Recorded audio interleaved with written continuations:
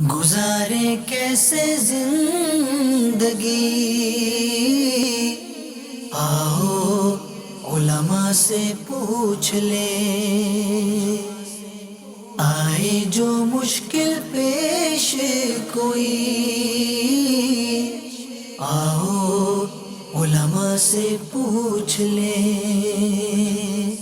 الحمد للہ رب العالمین والصلاة والسلام علی سید الانبیاء والمرسلین، اما بعد فاعوذ باللہ من الشیطان الرجیم، بسم اللہ الرحمن الرحیم۔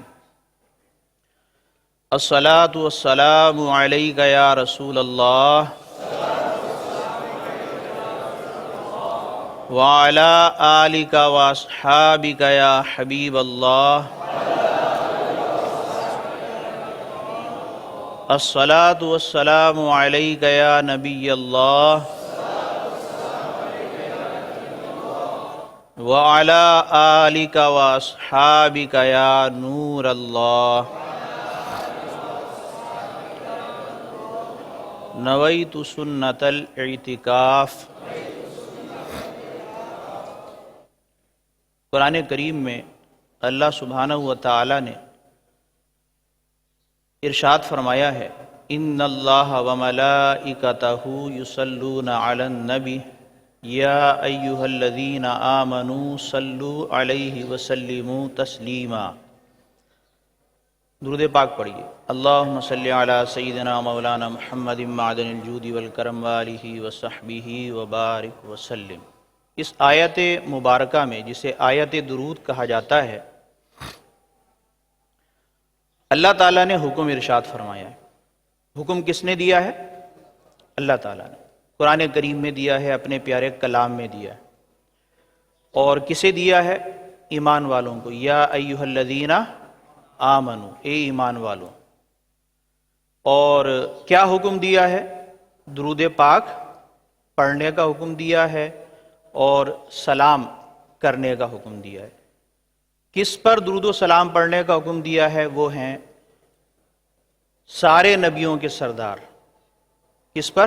سارے نبیوں کے سردار، مالک و مختار، اللہ تعالیٰ کے اذن سے، اس کی عطا سے، میرے اور آپ کے آقا و مولا محمد مصطفیٰ صلی اللہ تعالیٰ علیہ وسلم۔ ہمارا ایمان اللہ پر بھی ہے، قرآن پر بھی ہے، رسول اللہ پر بھی ہے۔ یہ ہمارا ایمان ہے اور ہم ایمان والے ہیں۔ ہمیں یہ حکم دیا گیا ہے، لہٰذا ہمیں چاہیے کہ نبی کریم علیہ السلام پر درود و سلام کی کثرت کریں۔ علماء فرماتے ہیں کہ زندگی میں اس آیت مبارکہ کی روح سے، اس آیت مبارکہ میں جو درود پاک پڑھنے کا حکم ارشاد فرمایا گیا ہے، اس کے مطابق ایک بار درود پاک پڑھنا فرض ہے۔ ایک بار درود پاک پڑھنا فرض ہے، اور جب جب نبی کریم علیہ السلام کا ذکر خیر، ذکر مبارک کیا جائے، ہر بار پڑھنا واجب ہے۔ ایک مجلس میں کئی بار ذکر ہو تو کم از کم ایک بار پڑھنا واجب، اور ہر بار پڑھنا سعادت ہے۔ اور مسلمان ہونے کے ناطے نبی کریم علیہ السلام کے جو مسلمانوں پر حقوق ہیں، اور پیارے آقا و مولا صلی اللہ تعالیٰ علیہ وسلم کی جو محبت مسلمانوں کے دلوں میں ہوتی ہے، مسلمانوں کے دلوں میں اپنے پیارے آقا و مولا صلی اللہ تعالیٰ علیہ وسلم کی جو محبت ہوتی ہے، اس کا یہ تقاضا ہے کہ پیارے آقا و مولا صلی اللہ تعالیٰ علیہ وسلم پر بکثرت درود و سلام پڑھا جائے۔ صبح بھی پڑھیں، شام کو بھی پڑھیں، دوپہر میں بھی پڑھیں، رات میں بھی پڑھیں، اذان سے پہلے پڑھیں، اذان کے بعد پڑھیں، نماز سے پہلے پڑھیں، نماز کے بعد پڑھیں، چلتے پھرتے پڑھیں۔ جتنا درود پڑھیں گے اتنی سعادت ہے، اور اس کی انشاءاللہ بروز قیامت ہمیں برکتیں ملیں گی۔ ایک بار محبت اور شوق کے ساتھ درود پاک پڑھیے۔ اللہم صلی علی سیدنا مولانا محمد معدن الجود والکرم وآلہ وصحبہ وبارک وسلم۔ آج کا موضوع جو ہے وہ ایمانیات سے متعلق ہے۔ آپ اگر توجہ رکھیں گے اور میری باتوں کو جب میں آپ سے کہوں گا یا پوچھوں گا دہرائیں گے، تو اس سے پتہ چلے گا کہ آپ جو ہے وہ چاق و چوبند بیٹھے ہوئے ہیں، توجہ بھی ہے، انہماک بھی ہے، اور سیکھنے کے لیے آئے بھی ہیں، بعض لکھ بھی رہے ہیں آپ میں سے، ڈائریاں بھی ہیں، کتابیں بھی لائے ہیں آپ، کاپیاں بھی ہیں، تو کچھ ضروری باتیں آپ نوٹ کر لیجئے گا۔ اور اب تک جو فرض علم کا یہ کورس جاری ہے مسلسل کئی روز سے، آپ میں سے بعض اسلامی بھائی وہ ہوں گے کہ جو پہلے ہی دن سے بلا ناغہ اس کورس میں شریک ہیں، ایسے ہیں کئی اسلامی بھائی ایسے ہیں۔ تو آپ سے درخواست کیا ہے کہ آپ نے اپنی توجہ کہاں رکھنی ہے؟ کیمرے کی طرف یا میری طرف؟ اور سننا کیسے ہے؟ بے توجہی کے ساتھ یا دھیان سے؟ اس طرح سننا ہے کہ اگر میں کوئی آپ سے سوال کر دوں اپنی بات کے بارے میں تو آپ نے فوراً کیا دینا ہے؟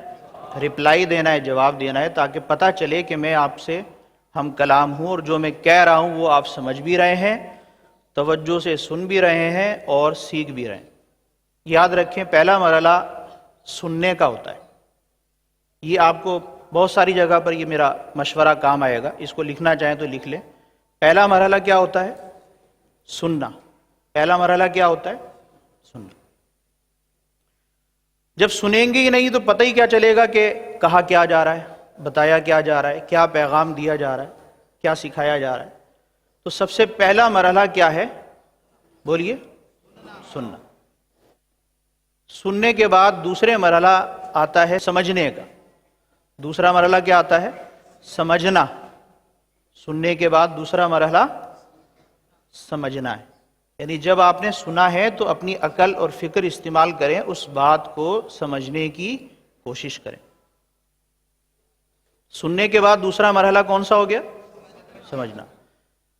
اب سمجھنے کے بعد ایک تیسرا مرحلہ بھی ہے، چونکہ آپ صرف بیان سننے نہیں آئے، یہ ہمارا جو فرض علم کا کورس ہے یہ محض بیان نہیں ہے کہ آپ سننے کے لیے آئے ہیں اور سننے کے بعد چلے جائیں گے۔ یہ باقاعدہ 63 روزہ کورس ہے۔ اس میں ایمانیات سے متعلق بھی اور فرض دیگر علوم سے متعلق بہت سارے اہم ترین مسائل یہاں بیان کیے جا رہے ہیں، جن کا سیکھنا ہم پر کیا ہوتا ہے؟ یا تو فرض ہوتا ہے یا واجب ہوتا ہے یا سنت موقدہ ہوتا ہے۔ اس میں ہماری آخرت کی بھلائی ہے، دنیا کی بھی بھلائی ہے اور آخرت کی بھی بھلائی ہے۔ تو اب چونکہ یہ سیکھنے کی کلاس ہے، کلاس روم تو پتہ ہے آپ کو بچوں کی کلاس کیسی ہوتی ہے، سب کو پتہ ہے، ہمارے بھی بچے ہیں، بعض بچے اسکول بھی جاتے ہیں، مدرسے بھی جاتے ہیں، تو آپ نے دیکھا ہوگا انہیں پڑھنے کے لیے کیسے تلقین کی جاتی ہے۔ اگر وہ صرف اسکول جائیں یا مدرسے جائیں اور چپ چاپ آ جائیں، بیگ بند ہو، اگلے دن پھر صبح بیگ اٹھائیں اور گھر چلے جائیں، تو کیا ایسے بچے کو کوئی یہ کہے گا کہ یہ پڑھنے والا بچہ ہے، جو گھر میں آ کے کبھی کتاب کھول کے ہی نہ دیکھے ہیں، کبھی ہوم ورک ہی نہ کرے؟ اس لیے کہ آپ بھی ہیں اور مدنی چینل پر ناظرین بھی ہیں جو اس کورس میں شریک ہوتے ہیں، ان سے بھی میری یہ درخواست ہے کہ کچھ نہ کچھ اپنے ساتھ ایک ڈائری، کاپی یا قلم اپنے پاس رکھا کریں، اہم باتوں کو نوٹ کرتے جائیں۔ پہلی چیز کیا ہے؟ سنیں۔ پہلا مرحلہ کیا ہے؟ سننا۔ دوسرا مرحلہ کیا ہے؟ سمجھنا۔ اور سمجھنے کے ساتھ ساتھ تیسرا مرحلہ کیا ہے؟ یاد رکھنا۔ بولیے، یاد رکھ۔ اب یاد رکھنے کے لیے جو ہے وہ دو چیزیں ضروری ہیں۔ یاد رکھنے کے لیے دو چیزیں ضروری ہیں۔ پہلی چیز تو ہے آپ لکھیں گے۔ کیا کریں گے؟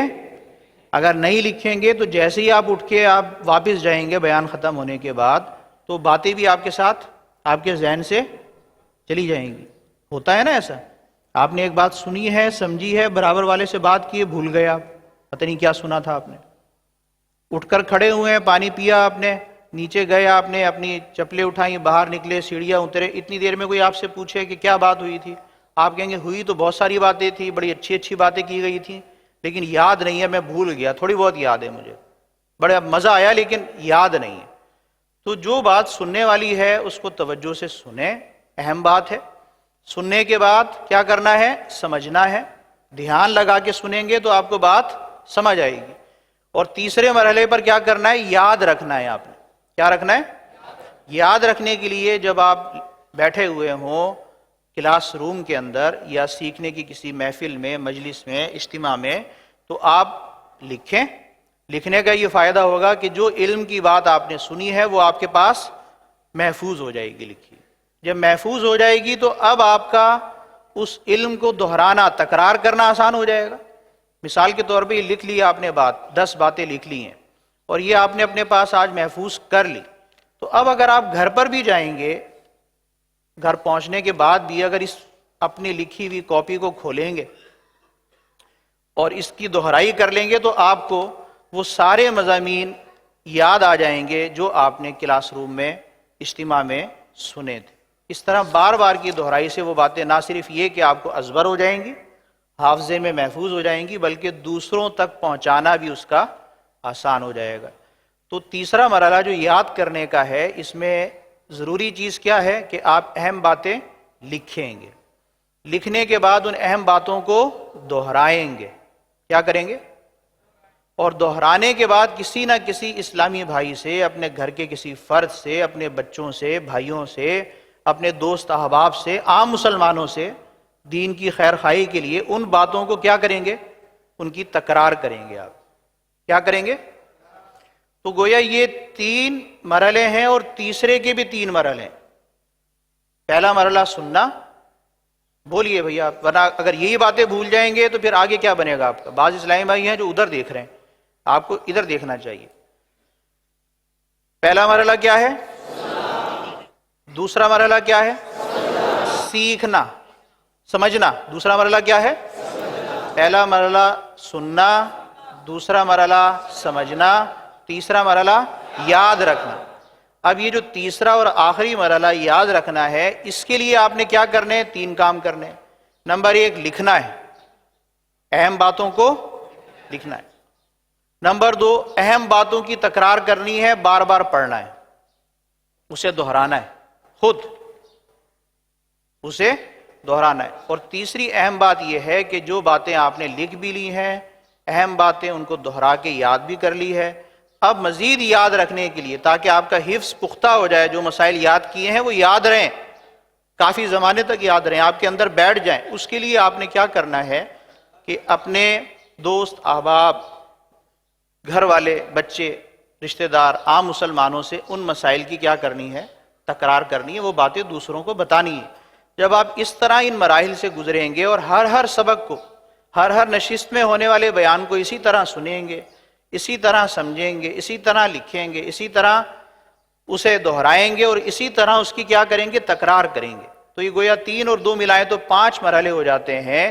تو اس سے انشاءاللہ آپ کے علم میں بہت مفید صورت میں اضافہ ہوگا اور علم نافع آپ کو خوب نفع دے گا اور اس کی انشاءاللہ آپ کو قدم قدم پر برکتیں ملیں گی۔ ایسا ہے یا نہیں ہے؟ بتائیں آپ خود آپ تجربہ کر سکتے ہیں۔ بہت ساری باتیں آپ نے اس طرح سنی بھی ہوں گی، لکھی بھی ہوں گی، دہرائی بھی ہوں گی، ان باتوں میں اور جو باتیں فقط آپ نے بے توجہی کے ساتھ سنی ہے، دونوں میں کیا ہوتا ہے؟ فرق ہوتا ہے۔ تو آج کا بیان بھی اسی طرح آپ نے توجہ کے ساتھ سننا ہے، سمجھنا ہے، اہم باتیں میں لکھواؤں گا بھی، وہ آپ نے لکھنی ہے، اس لیے کہ ہمارے آج کے موضوع کا تعلق انتہائی اہم مضمون اور انتہائی اہم عنوان یعنی ایمانیات سے ہے۔ کس سے ہے؟ ایمانیات، ہمارے ایمان سے، ہمارے ایمان سے، ہمارے اسلام سے۔ ہم مسلمان ہیں اور مسلمان کا کام کیا ہے دنیا میں؟ کہ اللہ کا محکوم بندہ بن کر رہے، اللہ تعالیٰ نے اور اس کے رسول کریم نے جو فرمایا ہے اس کے مطابق زندگی بسر کرے۔ دنیا کی زندگی اسے امتحان کے طور پر ملی ہے، یہاں رہنا کسی نے ہمیشہ نہیں ہے، یہ یقین ہے نا اس بات کا سب کو، یعنی ہم یہاں آ تو گئے ہیں لیکن ہمیشہ رہنے کے لیے نہیں آئے۔ ہم سے پہلے بھی لوگ تھے جو دنیا سے جا چکے ہیں، ہمارے سامنے ہماری زندگی میں بھی بہت سارے ہم نے جنازے اٹھتے ہوئے دیکھے ہیں۔ اس بات کا بھی یقین ہے کہ ہمارا بھی ایک روز جنازہ اٹھے گا۔ اب دیکھیں، اپنی موت کا یقین نہیں ہے، صرف اس بات کا بھی یقین ہے کہ ہمارے بعد بھی پیدا ہونے والے پیدا ہوتے رہیں گے اور ان کے بھی جنازے اٹھتے رہیں گے۔ بتائیں آپ کیسا یقین ہے موت کا؟ بولیے۔ صرف اپنی موت کا یقین نہیں ہے آپ کو، مجھے آپ کی موت کا بھی یقین ہے اور آپ کو میری موت کا بھی یقین ہے۔ ہمارے آس پاس رہنے والے جتنے چلتے پھرتے لوگ نظر آتے ہیں، انہوں نے بھی ایک دن موت کا جام پینا ہے اور دنیاوی زندگی کا اختتام ہو جانا ہے۔ تو یہ جو مختصر سی زندگی ہے دارالامتحان ہے، اسے دارالامتحان سمجھنا اور اس کی قدر کرنا، اس میں اچھے کام کرنا، اہم کام کرنا اور اگلے گھر کی تیاری کرنا جہاں جانا ہے ہم نے آخرت، یہ مسلمان کے لیے انتہائی اہم اور ضروری ہے اور اس کی ایمانی اور اسلامی زندگی کا تقاضا ہے۔ ایسا ہے نا؟ اب میں آپ کو ایک اور مثال دیتا ہوں، پھر اسی نقطے سے آگے اپنے ایمانیات کے حوالے سے بیان کروں گا جو ضروری عقائد ہم نے بیان کرنے، کہ آج کا موضوع کیا ہے؟ اسلام کی بنیادی باتیں، اسلام کے بنیادی عقیدے، اسلام کے بنیادی عقیدے کلمہ طیبہ کی روشنی میں۔ مشہور و معروف عالم دین ہے جن کا وصال ہو چکا ہے اور آپ نے بھی ان کا نام سنا ہوگا، علامہ مولانا ارشد القادری صاحب رحمۃ اللہ تعالی علیہ۔ انہوں نے ایک مقام پر سمجھانے کے لیے، ذہن بنانے کے لیے، آخرت کی فکر دلانے کے لیے، دیکھیں آخرت کی فکر ہوگی نا، موت اور آخرت کی فکر ہوگی تبھی تو ہم یہاں بیٹھ کر سیکھیں گے کچھ، اور اسی لیے تو آئے ہیں سیکھنے کے لیے، ورنہ بہت سارے تو وہ لوگ ہیں جنہیں اس کا ہوش ہی نہیں ہے کہ ہم نے آخرت کی تیاری بھی کرنی ہے۔ آخرت میں کام آنے والے کچھ اعمال بھی ہوتے ہیں، ان اعمال کے لیے ضروری علم بھی ہوتا ہے، اور اچھے علم، دین کے علم اور عمل پر عمل کر کے نجات حاصل کرنے کے لیے سب سے پہلی شرط کیا ہے؟ ایمان، وہ بھی مضبوط ہونا چاہیے۔ تو یہ باتیں تو مسلمانوں کے لیے ہیں، ہمارے لیے ہیں، لیکن بہت سارے مسلمان ان اہم ترین باتوں سے کیا کر جاتے ہیں؟ غفلت اختیار کرتے ہیں، نہ وہ ایمان کو مضبوط کرتے ہیں، نہ ضروری علم حاصل کرتے ہیں، نہ عمل کرتے ہیں، آخرت کی تیاری والی زندگی نہیں گزارتے، غفلت کے ساتھ زندگی گزارتے ہیں، اور وقت تیزی کے ساتھ گزرتا جاتا ہے، یوں سمجھے کہ برف کی طرح پگھلتا جاتا ہے اور اختتام ہو جاتا ہے زندگی کا، پھر دوبارہ دنیا میں آنے کا موقع نہیں ملتا۔ تو میں ایک مثال دے رہا تھا آپ کو کہ علامہ ارشد القادری صاحب رحمۃ اللہ تعالی علیہ نے ایک مثال بڑی پیاری دی، اور وہ کہتے ہیں سمجھانے کے لیے غافلین کو، ان کے دل پر چوٹ لگانے کے لیے کہتے ہیں کہ انسان کا تعلق ہے، ہماری زندگی کی حقیقت کیا ہے؟ توجہ ہے آپ کی؟ ہماری زندگی کی حقیقت کیا ہے؟ انسان اگر اپنی زندگی کی حقیقت کو سمجھ لے تو اللہ تعالیٰ کو یاد کرنے والا بندہ بن جائے، اللہ تعالیٰ کی ماننے والا بن جائے، اس کے رسول کی اطاعت کرنے والا بندہ بن جائے۔ وہ فرماتے ہیں کہ ہماری زندگی کی حقیقت کیا ہے؟ کتنے مرحلے ہیں ہماری زندگی کے؟ کہتے ہیں ایک مرحلہ تو وہ ہے جس کو ہم کہتے ہیں عالم ارواح۔ کیا کہتے ہیں؟ عالم، جہاں ہمارا جسم نہیں تھا، دنیا میں پیدا نہیں ہوئے تھے، دنیا میں پیدا ہونے سے پہلے اللہ تعالیٰ نے ہماری روحوں کو پیدا کر دیا تھا۔ ہمارے جسم کے اندر کوئی چیز ہے نا، جبھی تو ہم چل پھر رہے ہیں۔ انسان کس چیز کا نام ہے؟ جسم کا بھی نام ہے۔ اور جسم کے اندر کیا ہوتی ہے؟ زور سے بولیے بھائی، ڈر تو نہیں لگ رہا کہیں موت کی بات سے؟ دیکھیں یہ باتیں ہمارے اپنے فائدے کی ہیں، زندگی کی حقیقت سے اگر آنکھیں بند کریں گے شتر مرغ کی طرح تو اس سے ہمارا فائدہ نہیں ہوگا، نقصان ہوگا۔ ان باتوں کو یاد کرنا چاہیے۔ حدیث مبارک میں خود ہمارے پیارے آقا صلی اللہ تعالی علیہ وسلم نے یہ ارشاد فرمایا ہے کہ موت کو کثرت سے یاد کرو، لذات کو ختم کرنے والی موت کو بکثرت یاد کرو۔ بات سمجھ میں آ رہی ہے اب؟ تو ہمارا جسم بھی ہے، اور جسم کے اندر ایک کیا چیز ہے؟ روح۔ جب وہ آئی تھی تو ہمارے اندر حرکت پیدا ہو گئی تھی، اور جب وہ نکلے گی تو ہم کیا ہو جائیں گے؟ بے حس و حرکت۔ اور پھر دنیا والے ہمیں کہاں چھوڑ کر آ جاتے ہیں؟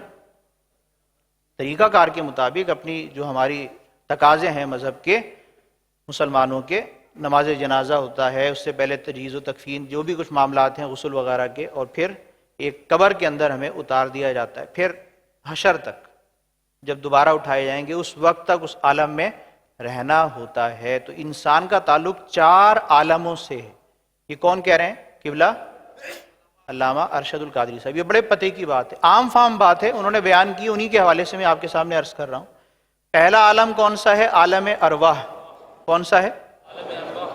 کہیے، عالم ہم نہیں تھے، ہماری روح تھی۔ اللہ تعالیٰ نے روحوں کو ہماری پہلے پیدا فرما دیا۔ قرآن کریم کے اندر بھی اس جانب اس کا ذکر ہے۔ اللہ تعالیٰ نے سارے عالم ارواح میں ساری روحوں سے یہ فرمایا الستو بربکم، کیا میں تمہارا رب نہیں ہوں؟ قرآن کریم کے اندر ہے۔ تو ساری روحوں نے، ہماری روحوں نے بھی یہ کہا تھا قالوا بلا، اے رب بے شک تو ہمارا ضرور رب ہے، اے اللہ تو ہمارا رب ہے۔ تو روحوں کو اللہ تعالیٰ نے پیدا کیا، ان روحوں سے عالم ارواح میں یہ عہد لیا اور پوچھا کہ الستو بربکم، کیا میں تمہارا رب نہیں ہوں؟ تو ہماری روحوں نے بھی، سب لوگوں کی روحوں نے، چاہے وہ مسلمان ہو یا غیر مسلم ہو، جن کی بھی روحیں تھیں، ان سب روحوں نے یہ اقرار کیا تھا کہ قالوا بلا، تو ہمارا رب ہے۔ تو عالم ارواح ایک ہو گیا۔ پھر دوسرا عالم کون سا ہے؟ اب آپ غور کریں، ذہن پہ زور ڈالیں، کون سا عالم ہے؟ عالم ارحام، عالم ماؤں کے پیٹ میں جو بچہ رہتا ہے 9 10 ماہ 8 ماہ 9 ماہ 10 ماہ، ماں کے پیٹ میں بھی تو ہم رہے ہیں نا، دنیا میں کیسے آئے ہیں؟ ماں باپ ہمارا ذریعہ بنے۔ تو ماں کے پیٹ میں جو ہمارے جسم کی تخلیق ہوئی اور اس میں روح ڈالی گئی، تو ماں کا پیٹ جو ہے یہ بھی ایک عالم ہے، دوسرا عالم تھا۔ ایک عالم ارواح تھا، دوسرا عالم کون سا ہو گیا؟ ماں کا پیٹ، رحم مادر، اس کو عالم ارحام کہہ لیجیے۔ اب آپ غور کیجئے، ہماری روح کو اللہ نے پیدا کیا، اس کے مطابق اس کو غذا کون دیتا تھا؟ اللہ تعالیٰ۔ ماؤں کے پیٹ میں ہم جتنے بھی ماں رہے، وہاں ہماری پرورش کس نے کی؟ زور سے بولیے، وہاں کس نے غذا دی؟ جیسا عالم ویسی غذا دینے والا کون؟ اللہ تعالیٰ۔ ماں کے پیٹ سے جب باہر آئے اور دنیا میں آنکھ کھلی ہماری، تو اب یہ ہماری زندگی کا دور شروع ہو گیا، جسم اور روح ہماری اس عالم حیات دنیا میں پیدا ہو گئی، یہ تیسرا عالم ہے۔ تو ہم جو یہاں بیٹھ کر باتیں کر رہے ہیں اور آپ اور میں چل پھر رہے ہیں، کام کاج میں لگے ہوئے ہیں، دنیا کے اندر زندگی بسر کر رہے ہیں، یہ ہمارا کون سا عالم ہے؟ تیسرا۔ جب 3 عالم ہیں، اس سے پہلے کے 2 عالم آپ نے مان لیے ہیں، اس سے پہلے کے 2 عالم کا ہمیں یقین ہے کہ 2 عالم سے ہو کر ہم گزرے ہیں، تیسرے عالم میں ہیں، تو پھر چوتھے عالم کا انکار کیسے کیا جا سکتا ہے؟ آتی ہے بات سمجھ میں؟ اب جب روح ہمارے جسم سے جدا ہوگی تو وہ جو پہلے جہاں سے آئی تھی دوبارہ اس نے کہیں جانا بھی تو ہے، تو وہ چوتھا عالم جو مرنے کے بعد شروع ہوتا ہے اسے کہتے ہیں عالم آخرت، عالم آخرت، عالم آخرت۔ پھر اس کے 2 حصے بن جاتے ہیں، ایک حصہ حشر سے پہلے تک کا، جس کو کہتے ہیں عالم برزخ، مرنے کے بعد دفنا دیا جاتا ہے، یا جو مذاہب والے جو بھی کچھ کرتے ہیں، بعض جلا دیتے ہیں، بعض لٹکا دیتے ہیں، بعض کچھ کر دیتے ہیں، کچھ بھی ہے۔ ہم مسلمانوں کا تو ایک بڑا پیارا اور احترام والا طریقہ ہے، بڑے اعزاز اور اکرام ہیں کے ساتھ جنازہ اٹھا کر لے کے جایا جاتا ہے، اور کلمہ طیبہ شہادت پڑھتے ہوئے، خود بھی پڑھتے ہیں اور نعتیں پڑھتے ہوئے جاتے ہیں اور درود و سلام پڑھتے ہوئے جاتے ہیں، اور پھر جناب فاتحہ بھی پڑھتے ہیں، ایصال ثواب بھی کرتے ہیں، اور ان تقاضوں کو بھی پورا کرتے ہیں۔ تو وہ جو عالم ہے نا، مرنے کے بعد سے لے کے قیامت تک، مرنے کے بعد سے لے کے قیامت، اس کو عالم برزخ کہتے ہیں۔ کیا کہتے ہیں؟ برزخ۔ برزخ کہتے ہیں آڑ کو۔ تو ایک دنیا کی زندگی تھی، ایک آخرت کی آنے والی زندگی ہے، حساب کتاب کا مرحلہ، اس کے بیچ میں یہ آڑ ہے، درمیانی مرحلہ یہ کیا ہے؟ برزخ کا ہے۔ اور اس کے بعد جب سور پھونکا جائے گا اور سب قبروں سے اٹھیں گے اور حشر ہوگا، حساب کتاب ہوگا، پھر ہولناک مناظر ہیں، اچھے نیکوکاروں کے لیے جنت ہوگی، راحت ہوگی، اور بدکاروں فاجروں کے لیے اور کافروں کے لیے جہنم ہوگی اور دردناک عذاب ہوگا۔ تو وہ آگے 2 ٹھکانے اور آنے ہیں، اور پھر جنتیوں نے ہمیشہ جنت میں رہنا ہے، اور جہنم میں اگر کوئی مسلمان گیا تو اس نے جتنی سزا اپنی بھگتنی ہے بھگتے گا۔ اس کے بعد جب اللہ تعالیٰ چاہے گا اپنی مشیت سے اسے جنت میں داخلہ فرمائے گا، اور نبی کریم علیہ الصلوۃ والسلام کی شفاعت سے جو گناہگار مسلمان گناہوں کی وجہ سے اگر جہنم کی سزا میں اور آگ میں مبتلا بھی ہوں گے تو وہاں سے انہیں حضور کی شفاعت سے نکال کر جنت میں داخل کر دیا جائے گا۔ پھر جنت میں رہنے والے ہمیشہ ہمیشہ جنت میں رہیں گے، اور پھر انہیں دوبارہ وہاں سے باہر واپس نہیں نکالا جائے گا۔ یہ میں نے زندگی کا ایک آپ کو انسانی زندگی کا مراحل ادوار آپ کے سامنے بیان کیے ہیں. اس میں روح کا ذکر بھی آیا ہے. کس کا آیا ہے؟ ہمارے جسم کا ذکر بھی آیا ہے. عالم ارواح کا بھی ذکر آیا ہے, اور قبر کا بھی ذکر آیا ہے, عالم برزخ کا بھی ذکر آیا ہے, عالم آخرت کا بھی ذکر آیا. یہ وہ ساری باتیں ہیں جو ہمارے پیارے آقا و مولا محمد مصطفیٰ صلی اللہ تعالی علیہ وسلم نے بیان کی ہیں, اور ان باتوں پر ہمارا پختہ بولیں یقین ہے, پکا یقین ہے. یہ ہماری ایمانیات کی باتیں. تو آج میرا بیان بھی کیا ہے؟ اسلام کے بنیادی عقائد. اسلام کے بنیادی عقائد. تو شروع میں نے جو آیت درود پڑھی تھی اس میں بھی اشارہ کیا تھا کہ حکم دینے والا کون ہے؟ اللہ تعالیٰ. حکم کسے دے رہا ہے؟ ایمان والوں کو. کیا حکم دے رہا ہے؟ درود پاک پڑھنے کا. کس پر پڑھنے کا کہہ رہا ہے؟ اپنے پیارے حبیب پر. تو ہمارا اللہ پر بھی ایمان ہے, اللہ کے رسول پر بھی ایمان ہے, اور اللہ تعالیٰ اور اس کے رسول کی لائی ہوئی ہر بات پر ہمارا ایمان ہے. یہ ہے ہمارا ایمان. تو مختصراً اگر کہا جائے ایمانیات کے حوالے سے تو آپ یوں سمجھ لیجئے کہ اللہ تعالیٰ کو ماننے کا نام ایمان ہے. اللہ کے رسول کا کلمہ پڑھنا, انہیں ماننے کا نام ایمان ہے. ماننے کا مطلب صرف یہ نہیں ہوتا کہ آپ نے لفظ اللہ کو مان لیا ہے. ہمارا ایمان صرف یہ نہیں ہے کہ ہم لفظ اللہ کو مانتے ہیں, اللہ پر اللہ کے وجود کو مانتے ہیں. اللہ موجود ہے, وحدہ لا شریک ہے. اللہ موجود ہے, اللہ وحدہ لا شریک ہے, اس جیسا دوسرا کوئی نہیں. اب آگے آواز سمجھ میں؟ ایمانیات کے حوالے سے آپ غور کریں گے تو آپ کے عقیدے تازہ ہوں گے. ہم مسلمان ہیں, ہمارا ایمان اللہ کے فضل و کرم سے مضبوط ہے, اور مضبوط کرنے کے لیے مزید ہم یہاں بیٹھے ہیں. تو آپ توجہ رکھیں گے تو انشاءاللہ باری تعالیٰ کی ذات و صفات سے متعلق, نبی کریم علیہ الصلوۃ والسلام کی نبوت اور رسالت اور آپ کے خصائص کے متعلق, عقیدہ آخرت کے متعلق, اور اللہ تعالیٰ کی قضاء و قدر کے متعلق. یہ 4 بنیادی عقیدے ہیں. یہ لکھنے والی بات ہے. اب جو بیان میں آگے لے کر جاؤں گا اس کا تعلق کن باتوں سے ہوگا؟ 4. توحید باری تعالیٰ. نمبر 1 عقیدہ توحید. یوں بھی لکھ سکتے ہیں آپ, عقیدہ توحید. لکھنا نہیں آتا تو توجہ سے سنیں. عقیدہ توحید, اللہ تعالیٰ کو ہم مانتے ہیں کہ وہ موجود ہے, ہمیشہ سے ہے اور ہمیشہ تک رہے گا. ہمیشہ رہے گا, ہمیشہ سے ہے اور ہمیشہ رہے گا. وہ ازلی ہے, ابدی ہے, اس جیسا دوسرا کوئی نہیں.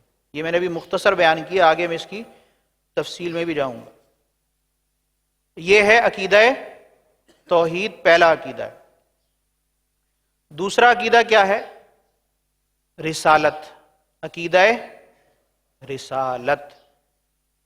حضرت آدم علیہ السلام سے لے کر اور آخری نبی ہمارے آقا و مولا محمد مصطفیٰ صلی اللہ تعالی علیہ وسلم تک اللہ تعالیٰ نے کم و بیش 1,24,000 1,24,000 کم و بیش, یہ لفظ ضرور استعمال کیا کریں. کیا لفظ استعمال کرنا ہے آپ نے؟ کم و بیش. اس لیے کہ علماء نے لکھا ہے کہ انبیاء کرام کی تعداد معین کرنا نا, کہ اتنے نبی آئے ہیں, یوں معین نہیں کرنا چاہیے. بہت سارے انبیاء کا ذکر قرآن پاک میں ہے, احادیث مبارکہ میں بھی ہے, اور بہت سارے انبیاء کرام وہ ہیں جن کا ذکر قرآن و حدیث میں نہیں آیا, لیکن تعداد مختلف آئی ہے.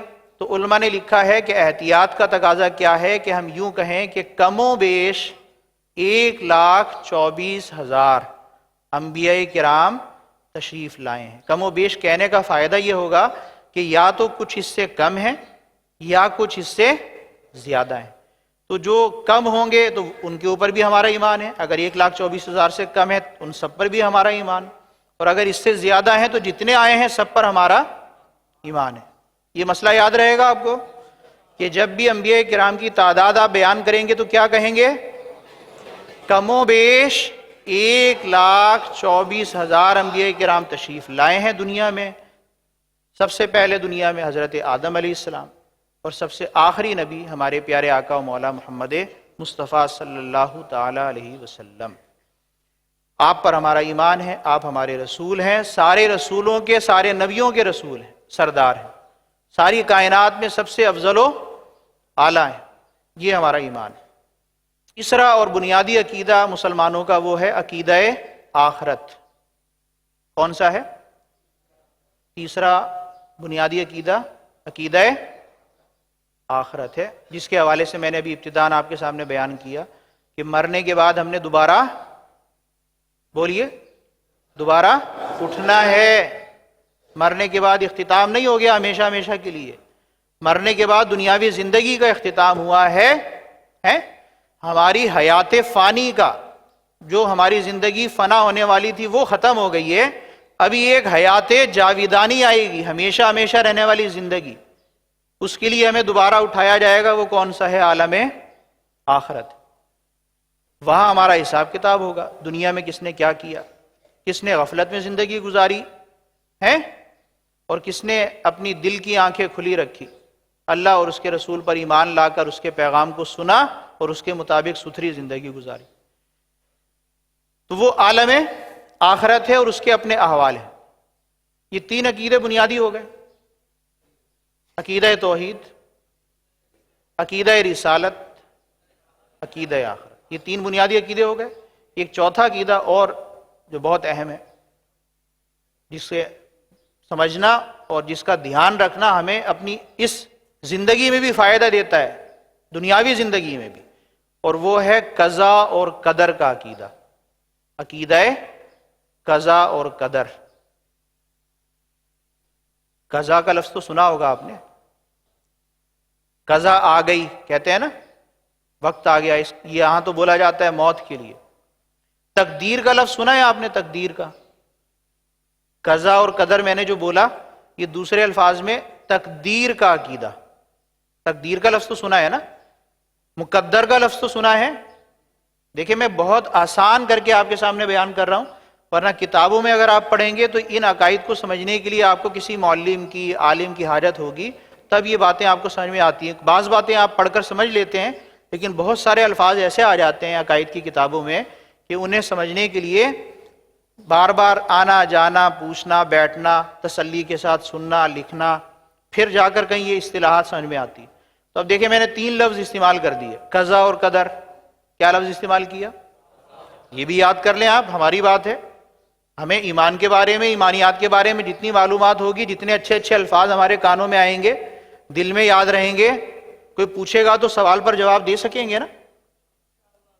بھئی کوئی سوال کر لے کہ اللہ تعالیٰ سے پر تمہارا ایمان ہے، اللہ تعالیٰ کے بارے میں بتاؤ وہ کیسا ہے، میں آپ سے پوچھ رہا ہوں اور آپ مجھ سے پوچھ سکتے ہیں، بھئی اللہ تعالیٰ پر تمہارا ایمان ہے، اللہ تعالیٰ کیسا ہے؟ تو بولیے، ایسا نہیں ہونا چاہیے کہ ہم شرمندہ ہو جائیں۔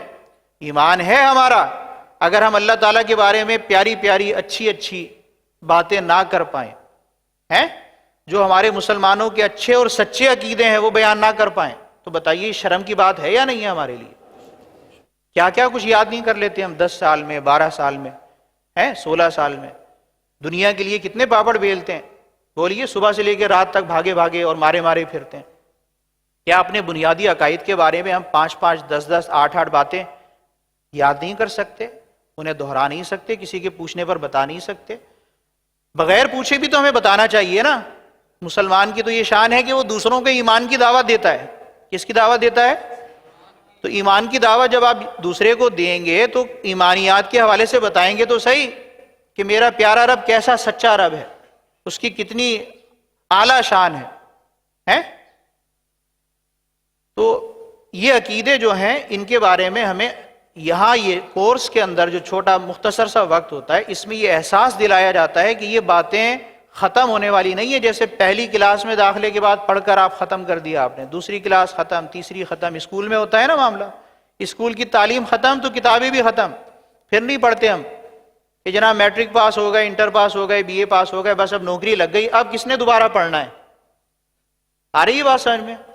دنیا یہ ہے کہ دنیا میں جب کام نکل جاتا ہے تو آدمی چھوڑ دیتا ہے، دنیا میں جب اپنا کام اور غرض اور مفاد نکل جاتا ہے تو آدمی پھر اس کی پرواہ چھوڑ دیتا ہے۔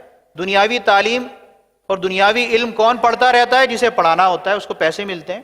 مثال کے طور پہ کسی نے ایم اے کیا ہے، ایم ایس سی کیا ہے، ایم بی اے کیا ہے، اس کو نوکری مل گئی تو وہ دوبارہ کتابوں کا ہاتھ نہیں لگائے گا.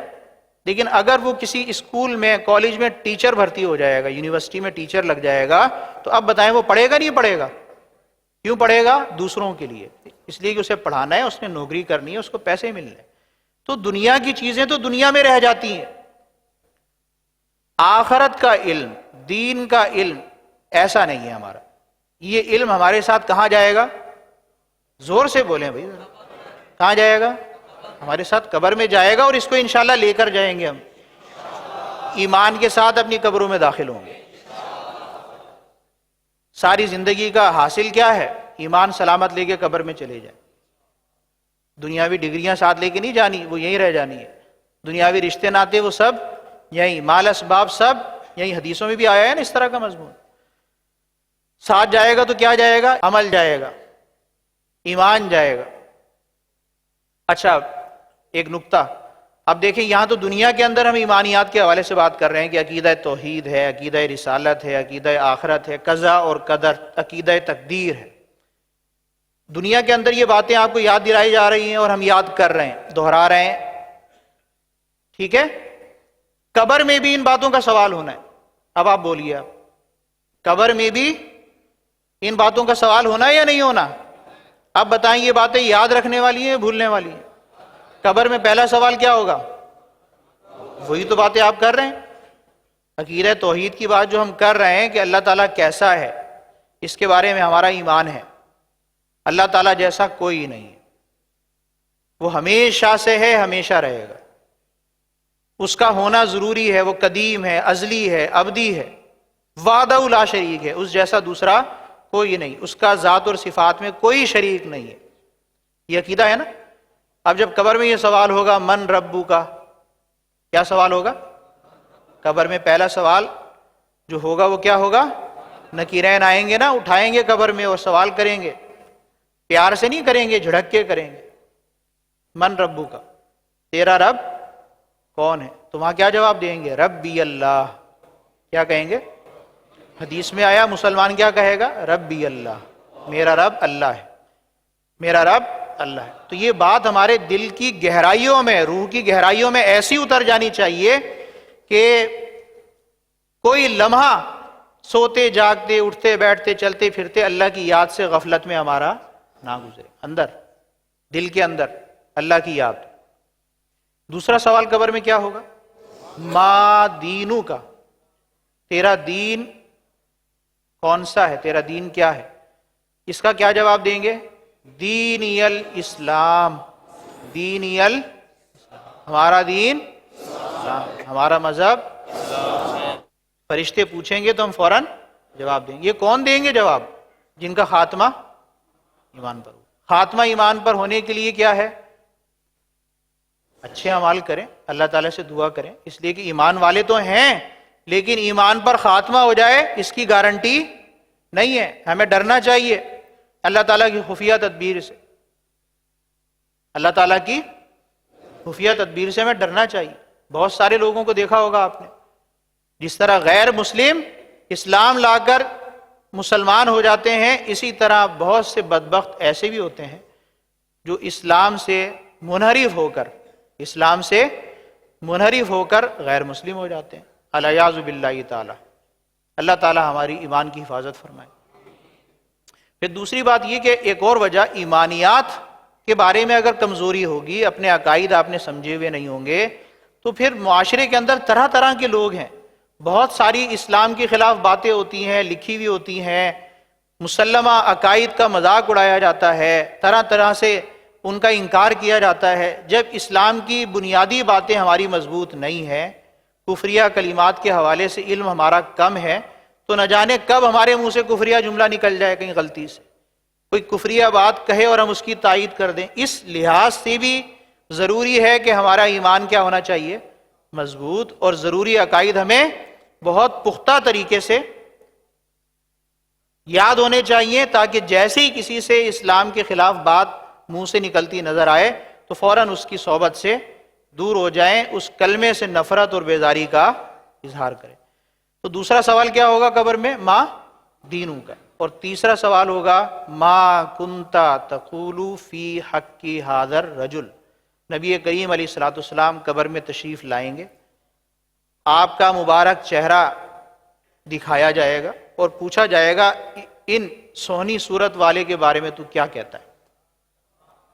تو نبی کریم علیہ الصلوۃ والسلام کا جو کلمہ پڑھتے ہیں، جن کی محبت ہم دل میں رکھتے ہیں، جنہیں یاد کرتے ہیں، نعتیں پڑھتے ہیں، جن کے فضائل بیان کرتے ہیں، جن کی آمد کی خوشیاں مناتے ہیں، جب وہ قبر میں آئیں گے تو اس وقت ایک سچے عاشق رسول کی کیفیت کیا ہوگی ان کے دیدار کے وقت. تو جو پکا اور سچا عاشق رسول ہے اور سچا مسلمان ہے، اللہ اور اس کے رسول کی محبت اس کے دل میں ہے، روح میں ہے، وہ جب نبی کریم علیہ الصلوۃ والسلام کو دیکھے گا تو فوراً کیا کہے گا؟ ھذا النبی، ھذا النبی صلی اللہ تعالی علیہ وسلم، کہ یہ تو میرے نبی ہیں، یا ہوا النبی کہے گا، یا جو بھی الفاظ ہوں گے. تو خلاصہ کلام یہ ہے کہ ایمان اور ایمان سے متعلق جو ہمارے ضروری عقائد ہیں، اسی پر ہماری اسلامی زندگی کی بنیاد ہے. ہماری نمازیں، ہمارے روزے، ہماری زکوٰۃ، ہمارے حج، ہمارے نیک اعمال، ہمارے صدقہ خیرات، جو کچھ بھی آپ کر لیں، اس کے لیے کن چیزوں کی ضرورت ہے؟ علم کی. پہلی چیز کیا ہے؟ علم. اور علم دین کے مطابق عمل، دونوں اللہ تعالیٰ کی بارگاہ میں قبول ہو جائیں، اس کے لیے بنیادی شرط کیا ہے؟ ایمان. بنیادی شرط کیا ہے؟ مثال کے طور پہ ایک شخص ہے، وہ نماز پڑھنے کے لیے جا رہا ہے، اس کو وضو کرنا نہیں آتا. ایک شخص ہے جو نماز پڑھنے کے لیے جا رہا ہے، اس کو وضو کرنا نہیں آتا. کوئی پوچھ لے بھئی وضو آپ نے کیا یا نہیں کیا، وہ کہ یہ وضو کیا ہوتا ہے، تو کتنی شرمندگی کی بات ہو. اس لیے کہ نماز کے لیے وضو کرنا تو کیا ہے؟ شرط ہے. اسی طرح ہمارے نیک اعمال کی قبولیت کے لیے کیا چیز شرط ہے؟ ایمان. اگر ایمان درست نہیں ہے تو ہمارے نیک اعمال حقارت جائیں گے. جو غیر مسلم ہے وہ بہت ساری پیسہ خرچ کرنے کے اعتبار سے، غریبوں کی مدد کے اعتبار سے، اور بہت ساری ظاہری اخلاقی اچھائیوں کے اعتبار سے ممتاز ہوتے ہیں، لیکن قرآن کریم کی آیت مبارکہ کی روح سے ان کے سارے اعمال کیا ہیں؟ حقارت، بیکار. اس لیے کہ اعمال کی قبولیت کے لیے، نجات کے لیے پہلی شرط کیا ہے؟ ایمان. ایمان ہے تو نجات ہے، ایمان نہیں تو نجات نہیں. اللہ تعالی ہمیں ایمان کو بھی ہمارے مضبوط، قوی، کامل فرمائے، اور ہمارے اعمال بھی اچھا کرے، اچھے اعمال کرنے کی ہمیں توفیق دے، تاکہ اچھے اعمال کرتے ہوئے ایک ستھری زندگی گزرے گی اور ہمارا خاتمہ بھی بالخیر فرمائے. یہ دعا کرتے رہیں گے اور اس کی فکر میں مبتلا رہیں گے، مطالعہ کرتے رہیں گے، عبادت کرتے رہیں گے، علم حاصل کرتے رہیں گے، عمل کرتے رہیں گے. اگر اس طرح کی زندگی گزاریں گے اسی دنیاوی زندگی میں، یاد رکھیں اور دوبارہ موقع نہیں ملے گا. بعض اوقات شیطان اور نفس تھپکی دے دیتے ہیں کہ ابھی تو دنیا کی گاڑی چلاتے رہو جناب، آگے بہت وقت پڑا ہے. وقت نہیں پڑا ہوا، یاد رکھ لیں آپ، وقت نہیں پڑا ہوا. لمبی امید باندھنا کہ پتہ نہیں میں 70 سال کا ہو جاؤں گا تب توبہ کر کے پھر ایک حج کر کے آ جاؤں گا اور پھر نیک بن جاؤں گا، یہ سب شیطان کے دھوکے ہیں. چھوٹے چھوٹے ننھے بچے بھی آگے چلے جاتے ہیں. بتائیے آپ، جوان بھی آگے چلے جاتے ہیں. تو کیوں نافرمانوں والے کام کرتے ہیں؟ فرما برداری والی زندگی کیوں اختیار نہیں کرتے؟ کب تک اپنے آپ کو دھوکے میں مبتلا رکھیں گے؟ تو چوتھا عقیدہ کون سا تھا؟ عقیدہ تقدیر کا. کون سا عقیدہ ہے؟ کہ جو ہوتا ہے اللہ کے کرنے سے ہوتا ہے، اس کے علم میں ہے، وہ ازلی ابدی ہے، اس کا علم بھی ازلی ابدی قدیم ہے، وہ سب چیزوں کو ہمیشہ سے جانتا ہے اور ہمیشہ جانے گا. جو اس نے مقدر میں کیا لکھا ہے ویسا ہی ہونا ہے، لیکن ہم مجبور نہیں ہیں. یاد رکھیے گا، عقیدہ تقدیر سے شیطان بعض اوقات ذہنوں میں کیا غلط فہمی بٹھا دیتا ہے کہ اس کا مطلب ہے ہم تو مجبور ہو گئے. کیا ہو گئے؟ یعنی ہمارے مقدر میں گناہ کرنا تھا تو ہم گناہ کر رہے ہیں، ہمارا کیا قصور ہے؟ نعوذ باللہ من ذالک. اعوذ باللہ پڑھ لینا چاہیے، اور اعوذ باللہ من الشیطان الرجیم پڑھ کے اس وسوسے پر دھتکارنا چاہیے اس کو. عقیدہ تقدیر کا مطلب یہ ہے کہ ہمیں اللہ تعالیٰ نے بنایا ہے. کیا ہے؟ ہمیں اللہ تعالیٰ نے بنایا ہے. اللہ تعالیٰ ہمیشہ سے جانتا ہے، ہر بات کو جانتا ہے. وہ یہ بھی جانتا ہے کہ ہم دنیا میں آنے کے بعد ہم نے کیا کرنا ہے. تو وہ جو اس نے اپنے علم سے جو جانتا، ہمیشہ سے جانا ہوا ہے، اس کے پاس جو علم ہے، اپنے علم سے جو اس نے ہمارے حال کو جانا ہوا ہے، وہ اس نے لکھ دیا ہے، اس کو تقدیر کہتے ہیں۔ تو ہم جیسا کرنے والے تھے وہ لکھا ہوا ہے تقدیر میں، ہم جیسا کرنے والے تھے وہ تقدیر میں لکھا ہوا ہے۔ یہ نہیں ہے کہ جو لکھ دیا مجبور ہو گئے ویسا کرنے کے لیے، اس نے ہمیں مجبور نہیں بنایا، ہمیں ایک طرح کا اختیار دیا ہے۔ کچھ ہمیں اختیار ہے، بعض چیزوں میں اختیار نہیں ہے۔ میری باتیں سمجھ میں آ رہی ہیں آپ کو؟ مثال کے طور پہ کھانا کھاتے ہیں، آپ یہاں چل کر آ گئے، آپ کو اختیار تھا نا، آپ لوگ آ گئے ہیں، باقی کیوں نہیں آئے؟ آپ حضرات آئے ہیں، باقی نہیں آئے۔ جو نہیں آئے وہ کیوں نہیں آئے؟ اپنے اختیار سے نہیں آئے، انہوں نے ارادہ ہی نہیں کیا آنے کا۔ اچھا آپ آ گئے، کیسے آ گئے؟ کہ آپ نے سوچا تھا، کچھ نیت کی تھی، گاڑیوں میں بیٹھ کے یہاں آ گئے۔ اس کا مطلب یہ ہے کہ آپ کو اللہ تعالیٰ نے کیا دیا ہے؟ اختیار۔ نیکی کی راہ بھی بتا دی ہے، برائی کی راہ بھی بتا دی، اختیار دیا ہوا ہے۔ کون اچھی راہ پر چلتا ہے، کون بری راہ پر چلتا ہے، یہ اختیاری معاملہ، اس کا آگے جا کر حساب ہونا ہے۔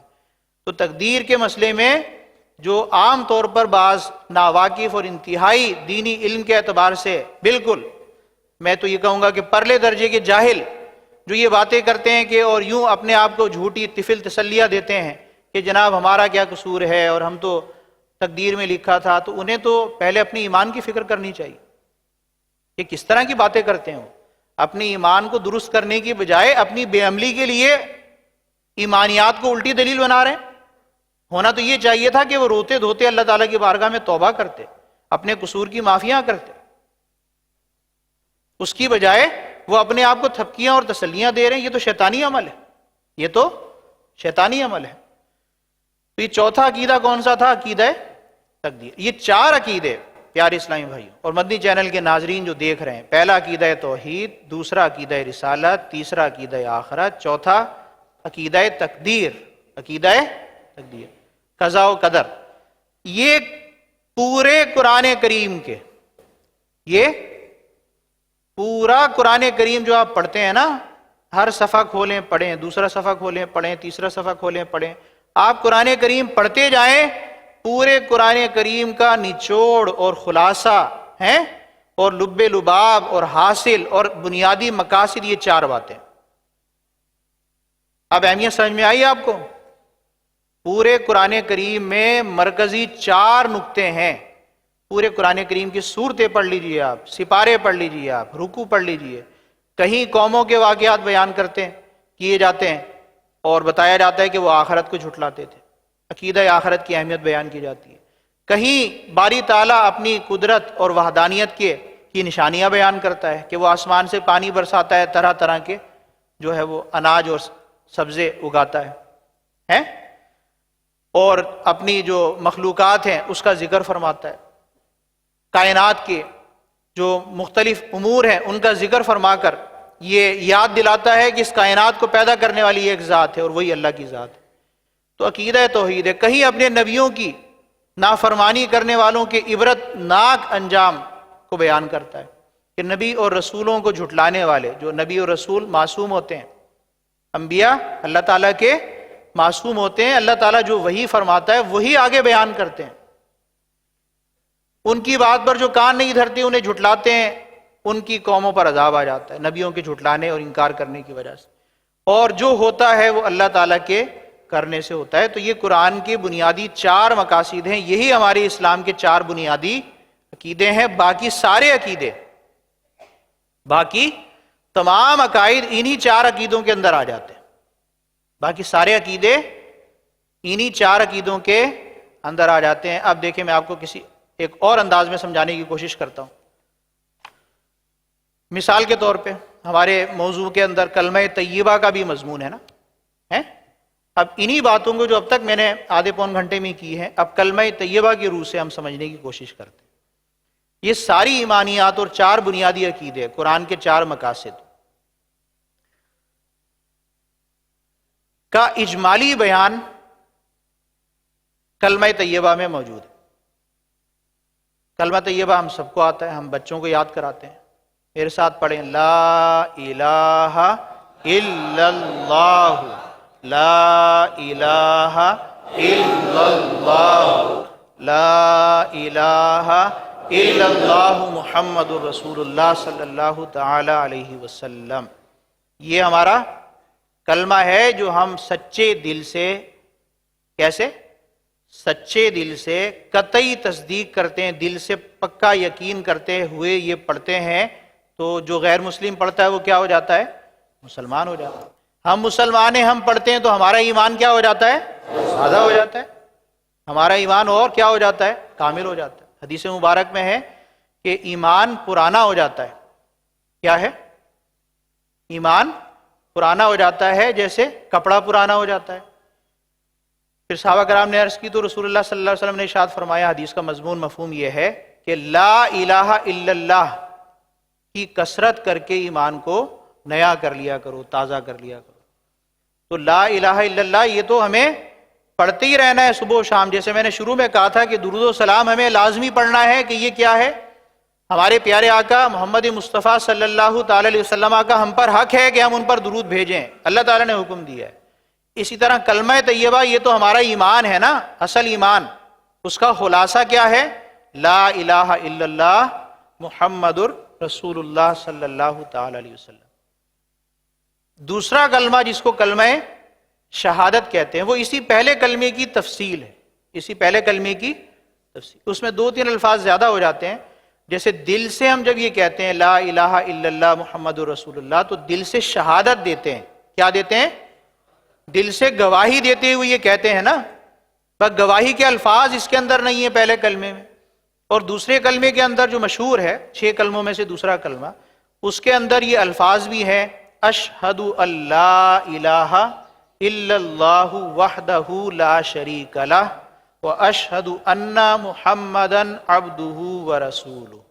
اب پہلے کلمے کی وضاحت ہو گئی کہ میں گواہی دیتا ہوں کہ اللہ کے سوا، میں گواہی دیتا ہوں، شہادت دیتا ہوں کہ اللہ کے سوا کوئی معبود نہیں ہے۔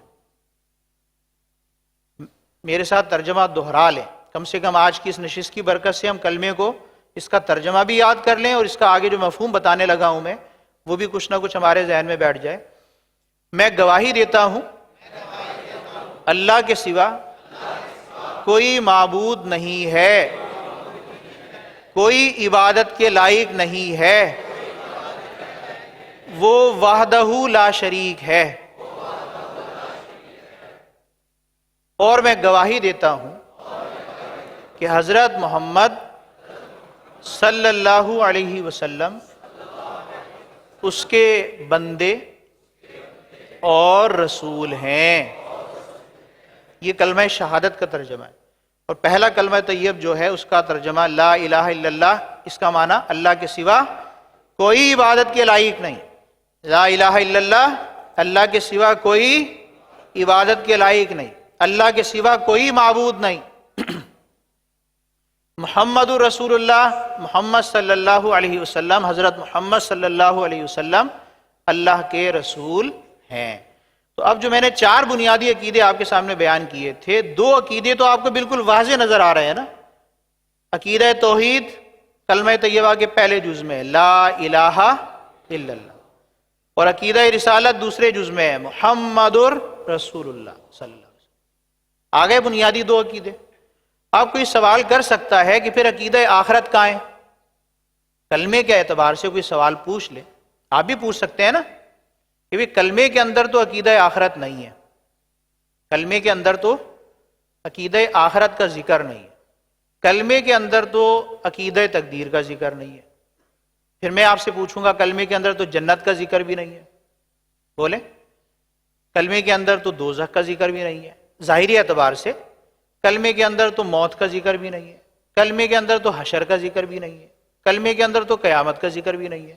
تو یہ اس طرح کی بالکل جو غلط فہمیاں ہوتی ہیں وہ ایمانیات میں بہت انتہائی جو کمزور ہوتے ہیں نا، یہ ان کے اندر غلط فہمیاں پائی جاتی ہیں۔ ہمارا ایمان کیا ہے کہ نبی کریم علیہ الصلوۃ والسلام اللہ تعالیٰ کے پاس سے جو کچھ لائے ہیں اس سب پر ہمارا ایمان ہے۔ یاد رکھیں ایمان کسے کہتے ہیں؟ نبی کریم علیہ الصلوۃ والسلام اللہ کے رسول ہیں، اللہ تعالیٰ کے پاس سے جو کچھ لائے ہیں احکامات اور خبریں، ہر حکم اور ہر خبر پر ہمارا ایمان ہے۔ یہ سب باتیں اگر مانیں گے تو ہم مسلمان ہوں گے، ورنہ فقط زبان سے کلمہ پڑھنا اور دل کے اندر تصدیق نہ کرنا ساری باتوں کی یا کسی ایک ضروری بات کی بھی، اس سے ایمان والا آدمی نہیں بن جاتا تو ہمارا عقیدہ آخرت پر بھی ایمان ہے، اس لیے کہ نبی کریم علیہ الصلوۃ والسلام پر کیا نازل ہوا؟ قرآن کریم نازل ہوا۔ میں نے آپ کو شروع میں بھی کہا تھا کہ صرف لفظ اللہ کو ماننا ایمان نہیں ہے، صرف لفظ محمد صلی اللہ علیہ وسلم اس کو ماننے کا نام ایمان نہیں ہے۔ اللہ تعالیٰ کیسا ہے؟ ہمیشہ سے ہے، ہمیشہ رہے گا۔ وہ وحدہ لا شریک ہے، اس کا ہونا ضروری ہے، وہ ازلی ہے، وہ ابدی ہے، وہ قدیم ہے۔ قرآن پاک میں ہے لیسا کمثلی شیء، اس جیسا کوئی نہیں ہے۔ یہ ساری باتیں مانیں گے تو مانیں گے نا کہ اللہ تعالیٰ کو ہم نے مانا ہے۔ آ رہی ہے بات سمجھ میں؟ اور نبی کریم علیہ الصلوۃ والسلام کو اللہ کا رسول مانے، رسولوں کا سردار مانے، ساری کائنات کا سردار مانے، ساری مخلوق کا سردار مانے، اللہ تعالیٰ کی ربوبیت کا شاہکار مانے۔ جب ایسا مانیں گے، فضائل اور کمالات کے ساتھ مانیں گے ہیں، اور آپ کی لائی ہوئی ہر بات کو سچے دل سے تسلیم کریں گے، اس کی قطعی تصدیق کریں گے، تب ایمان میں داخل ہوں گے نا۔ تو ہم الحمدللہ ایمان میں داخل ہیں، لیکن یہ ایمانیات کی باتیں اس لیے کی جا رہی ہیں تاکہ ساری باتیں ہمیں ذہن میں تازہ ہو جائیں اور بر وقت ہم کوئی سوال کرے تو اس کا جواب دے سکیں۔ تو کلمہ طیبہ میں جب یہ کہہ دیا گیا نا لا الہ الا اللہ، کیا کہا گیا؟ اس کا مطلب ہے کہ اللہ کے سوا کوئی معبود نہیں، اس کی ہر بات پر میرا ایمان ہے۔ اب آ رہی ہے بات سمجھ میں؟ عقیدہ توحید کا مطلب کیا ہوا؟ اللہ کے سوا کوئی معبود نہیں، وہ کسی کا محتاج نہیں ہے، سب اس کے محتاج، وہ کسی چیز میں کسی کا محتاج نہیں ہے، باقی سب اس کے محتاج ہیں۔ اس کی ہر بات پہ میرا ایمان ہے۔ لا الہ الا اللہ، یہ ہے لا الہ الا اللہ کا مطلب۔ اور جب آپ یہ کہتے ہیں محمد الرسول اللہ صلی اللہ تعالی علیہ وسلم، اس کا مطلب یہ ہوتا ہے کہ حضرت محمد صلی اللہ تعالی علیہ وسلم اللہ کے رسول ہیں اور آپ کی ہر بات پر میرا ایمان ہے۔ اب آگئی بات سمجھ میں؟ تو عقیدہ آخرت، قضاء و قدر، جنت اور دوزخ، فرشتے، ملائکہ، یہ ساری ان سب چیزوں کی تفصیل کس نے بیان کی ہے؟ اللہ تعالیٰ نے بیان کی ہے، اس کے رسول نے بیان کی ہے۔ کہاں بیان کی ہے؟ قرآن میں بیان کی گئی ہے، احادیث مبارکہ میں بیان کی گئی ہے۔ تو ایمانیات کو سمجھنے کے لیے قرآن و حدیث کا مطالعہ بھی ضروری ہے، اور ایمانیات اور اسلامیات کی جو کتابیں ہیں بنیادی عقائد کی، ان عقائد سے بھی ہمیں واقف ہونا چاہیے۔ بہار شریعت کا جو پہلا حصہ ہے، بہار شریعت کا جو پہلا حصہ ہے وہ ایمانیات کے بیان پر مشتمل ہے، ذات باری تعالیٰ، صفات باری تعالیٰ، نبوت اور رسالت ہے، عقیدہ آخرت، قبر و حشر، قیامت، جنت، دوزخ، فرشتے، کتابیں، ان سب باتوں پر جو ہے وہ اس کا بیان ضروری عقیدے موجود ہیں۔ ان سب پر کیا ہے؟ ہمارا ایمان ہے۔ بولیے، ان سب باتوں پر ہمارا، نبی کریم علیہ الصلوۃ والسلام اللہ تعالیٰ کے پاس سے جو کچھ لائے ہیں اس ہر بات پر ہمارا ایمان ہے۔ یہ ہے مسلمان۔ کسی ایک بات کا بھی، ضروری بات کا انکار کرنا یہ اسلام کی خلاف ورزی ہے۔ مثال کے طور پر اگر ساری باتیں پڑھے کوئی اور نماز کا انکار کر دے، سمجھ میں آ رہی بات؟ ساری باتوں کو تسلیم کرے اور نماز کا وہ کیا ہو جائے؟ انکار کر دے، وہ مسلمان نہیں ہے۔ نماز کی فرضیت ہماری ایمانیات میں سے۔ اسی طرح جو سارے کام کرے لیکن نبی کریم علیہ الصلوۃ والسلام کی ادنا سی توہین کر دے، نعوذ باللہ من ذالک، آپ کی گستاخی کر دے، وہ بھی، اس کا بھی اسلام سے تعلق نہیں۔ اسی طرح ساری باتیں کرے، اللہ تعالیٰ کا ادب ہی نہ کرے، بے ادبی کے جملے کہے، اللہ تعالیٰ پر اعتراض کرے، شکوے شکایتیں کرے الٹی سیدھی، اللہ تعالیٰ کو نعوذ باللہ بڑی بڑی باتیں کریں اس کی شان کے خلاف، تو بتائیں کہ ایسا شخص مسلمان ہو سکتا ہے؟ ساری زندگی نمازیں تو کیا شیطان نے نہیں پڑھی تھی؟ بولیے آپ، شیطان کیا معلم الملکوت نہیں کہلاتا تھا؟ وہ راندہ درگاہ کیوں ہو گیا؟ وہ مردود کیوں ہو گیا؟ اس کو کیوں دھتکار دیا گیا؟ اس نے اللہ تعالیٰ کا حکم نہیں مانا تھا۔ کیا نہیں مانا تھا؟ اللہ تعالیٰ کو تو شیطان پہلے بھی مانتا تھا، اب بھی مانتا ہے اپنے اعتبار سے۔ اللہ تعالیٰ کے وجود کا تو قائل ہے، یہ بھی اسے پتا ہے کہ اللہ تعالیٰ نے مجھے پیدا کیا ہے، لیکن اس نے کیا نہیں مانا تھا؟ اللہ تعالیٰ کا حکم نہیں مانا تھا کہ آدم علیہ السلام کے سامنے سر کو جھکاؤ، سجدہ کرو۔ جب یہ آدم علیہ السلام جو اللہ تعالیٰ کے مقرب نبی تھے اور یقیناً شیطان سے افضل، اللہ تعالیٰ نے جب اپنے پیارے نبی کی تعظیم کرنے کا حکم دیا تو شیطان نے کیا کیا؟ انکار کیا اور نبی کی تعظیم کے مقابلے میں تکبر کیا اور کہنے لگا میں اس سے بہتر ہوں۔ اس نے انکار کیا، تکبر کیا اور کہا یہ تو مٹی سے بنائے گئے ہیں، میں آگ سے بنایا گیا ہوں۔ تو جب اس نے اللہ تعالیٰ کا حکم ماننے سے انکار کیا تو وہ کیا ہو گیا؟ کافر ہو گیا، غیر مسلم ہو گیا، ہمیشہ ہمیشہ کے لیے لعنت کا طوق اس کے گلے پر ڈال دیا گیا۔ تو پتہ یہ چلا کہ ایمانیات میں سے ہر ایمان کی ضروری بات اہم ہے، ایک بات کا انکار بھی اگر ہوگا تو وہ اسلام کے خلاف بات شمار ہوگی اور مسلمان کو اسلام کے دائرے سے باہر کر دے گی۔ تو ضروریات دین کہلاتے ہیں۔ یہ کیا کہلاتے ہیں؟ یہ جن مسائل کے حوالے سے میں آپ کو بتا رہا ہوں کہ ضروری مسائل ہیں ایمانیات کی، انہیں کہتے ہیں ضروریات دین۔ دین کے ضروری مسائل یعنی وہ مسائل کے جو سارے مسلمان جانتے ہیں، یوں سمجھ لیں آسان الفاظ، علماء بھی جانتے ہیں، مفتی بھی جانتے ہیں، ولی بھی جانتے ہیں عام نیک نمازی مسلمان بھی جانتے ہیں، عام عوام بھی جانتی ہے جو علماء کی صحبت میں رہتی ہے۔ تو جو اکثر سارے کے سارے مسلمان، خواص بھی اور عوام بھی جو علماء کی صحبت میں رہتی ہے، یہ ساری باتیں جاننے والے جو لوگ ہیں، ایمان کی قطعی باتوں کو جانتے ہیں، تو وہ قطعی ضروری باتیں، ان سب باتوں پر ایمان رکھنا مسلمان ہونے کے لیے ضروری ہے۔ کسی ایک بات کا بھی انکار کریں گے تو وہ اسلام کی خلاف ورزی شمار ہوگی۔ یہ میں نے آپ کے سامنے خلاصہ بیان کیا۔ اللہ تعالی ہمیں بکثرت اپنے ایمان کو مضبوط کرنے کے لیے، تازہ کرنے کے لیے کلمہ طیبہ کا ورد کرنے کی توفیق عطا فرمائے۔ ایک پیاری حکایت آپ کو سناؤں، سنیے۔ ایک بڑی مشہور کتاب ہے ام البراہین، اس کا نام ہے علامہ سنوسی علیہ رحمہ کی کتاب ہے، عقائد کا مختصر سا رسالہ ہے عربی زبان۔ اس کی شرح بہت سارے علماء نے کی ہے۔ اس میں انہوں نے ایک بڑے پیاری بات ارشاد فرمائی کہ ضروری عقائد بیان کیے، اللہ تعالیٰ کے بارے میں کیا عقیدے ہیں، اس کی کیا صفات ہیں، رسالت کے بارے میں کیا عقیدہ ہے اور کیا ضروری مسائل ہیں وغیرہ وغیرہ، عقیدہ آخرت کے حوالے سے۔ پھر کلمہ طیبہ کی اس میں شرح بیان کی۔ کیا بیان کی؟ جو لا الہ الا اللہ محمد الرسول اللہ صلی اللہ تعالی وسلم، اس کی یعنی اس کلمہ طیبہ کی کچھ تھوڑی سی وضاحت کی۔ مزید شارحین نے اس کی شرح خوب بیان کی، کسی نے تھوڑی بیان کی، کسی نے زیادہ کی۔ ایک ہوتی ہے نا کتاب، مختصر سی کتاب ہوتی ہے، ایک اس کی شرح ہوتی ہے جس کو کہتے ہیں عربی میں متن کہتے ہیں، عربی میں کیا کہتے ہیں، اور ایک اس کی کیا ہوتی ہے، شرح ہوتی ہے۔ جیسے ایک قرآن کریم کے الفاظ ہوتے ہیں، ایک اس کی کیا ہوتی ہے، ترجمہ ہوتا ہے، ایک اس کا کیا ہوتا ہے، تفسیر ہوتی ہے، حاشیہ ہوتا ہے۔ تو اس طرح جو ام البراہین نامی کتاب ہے اور اس میں کلمہ طیبہ کے حوالے سے بھی مضمون موجود ہے، اس کے اندر مختصر سے سی وضاحت ہے اور اس کی شرح میں شارحین نے بڑا اچھا عمدہ کلام کیا ہے۔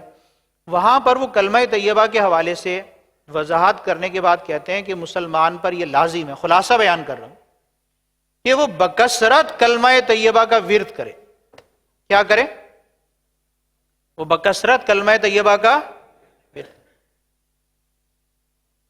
مسلمان پر یہ لازم ہے۔ اور میں نے شروع میں حدیث بھی بیان کی ہے جس میں نبی کریم علیہ الصلوۃ والسلام نے فرمایا ہے کہ ایمان کیا ہو جاتا ہے، پرانا ہو جاتا ہے کلمہ طیبہ کثرت سے پڑھ کر اسے تازہ کر لیا کرو، لا الہ الا اللہ کہہ کر اسے تازہ کر لیا کرو۔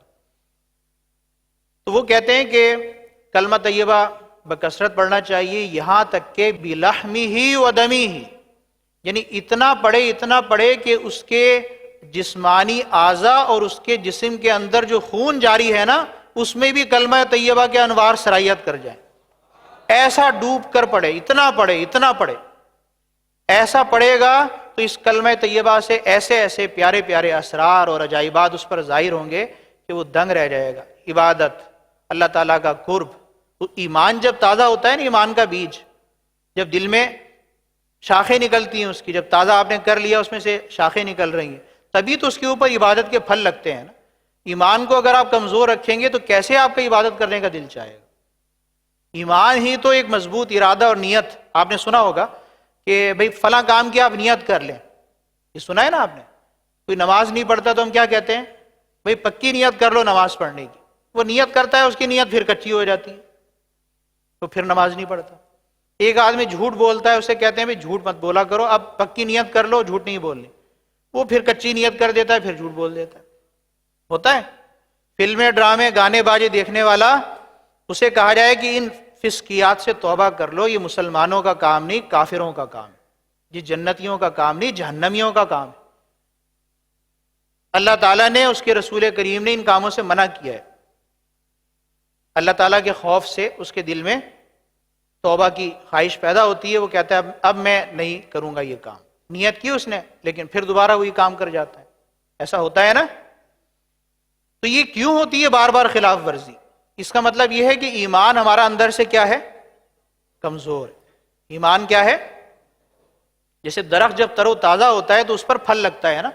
آپ نے درخت نہیں دیکھے؟ بعض درخت کیا ہوتے ہیں، لگے ہوئے تو ہوتے ہیں لیکن خشک ہوتے ہیں، اس کے اوپر پھل نہیں لگتے۔ تو کلمہ طیبہ کا بھی جب زیادہ ورد کریں گے اور ایمانیات کا بیان پڑھ پڑھ کر ورد کریں گے، قرآن پاک پڑھیں گے، اللہ تعالیٰ کی قدرت کی نشانیوں پر غور کریں گے، وارے نیارے ہو جائیں گے۔ ایسا ایمان ہمارے دلوں میں، روح میں، ہمارے جسم میں، ہمارے خون میں ایسا سرایت کرے گا کہ انشاءاللہ ہمارے قبر میں بھی کام آئے گا، حشر میں بھی کام آئے گا۔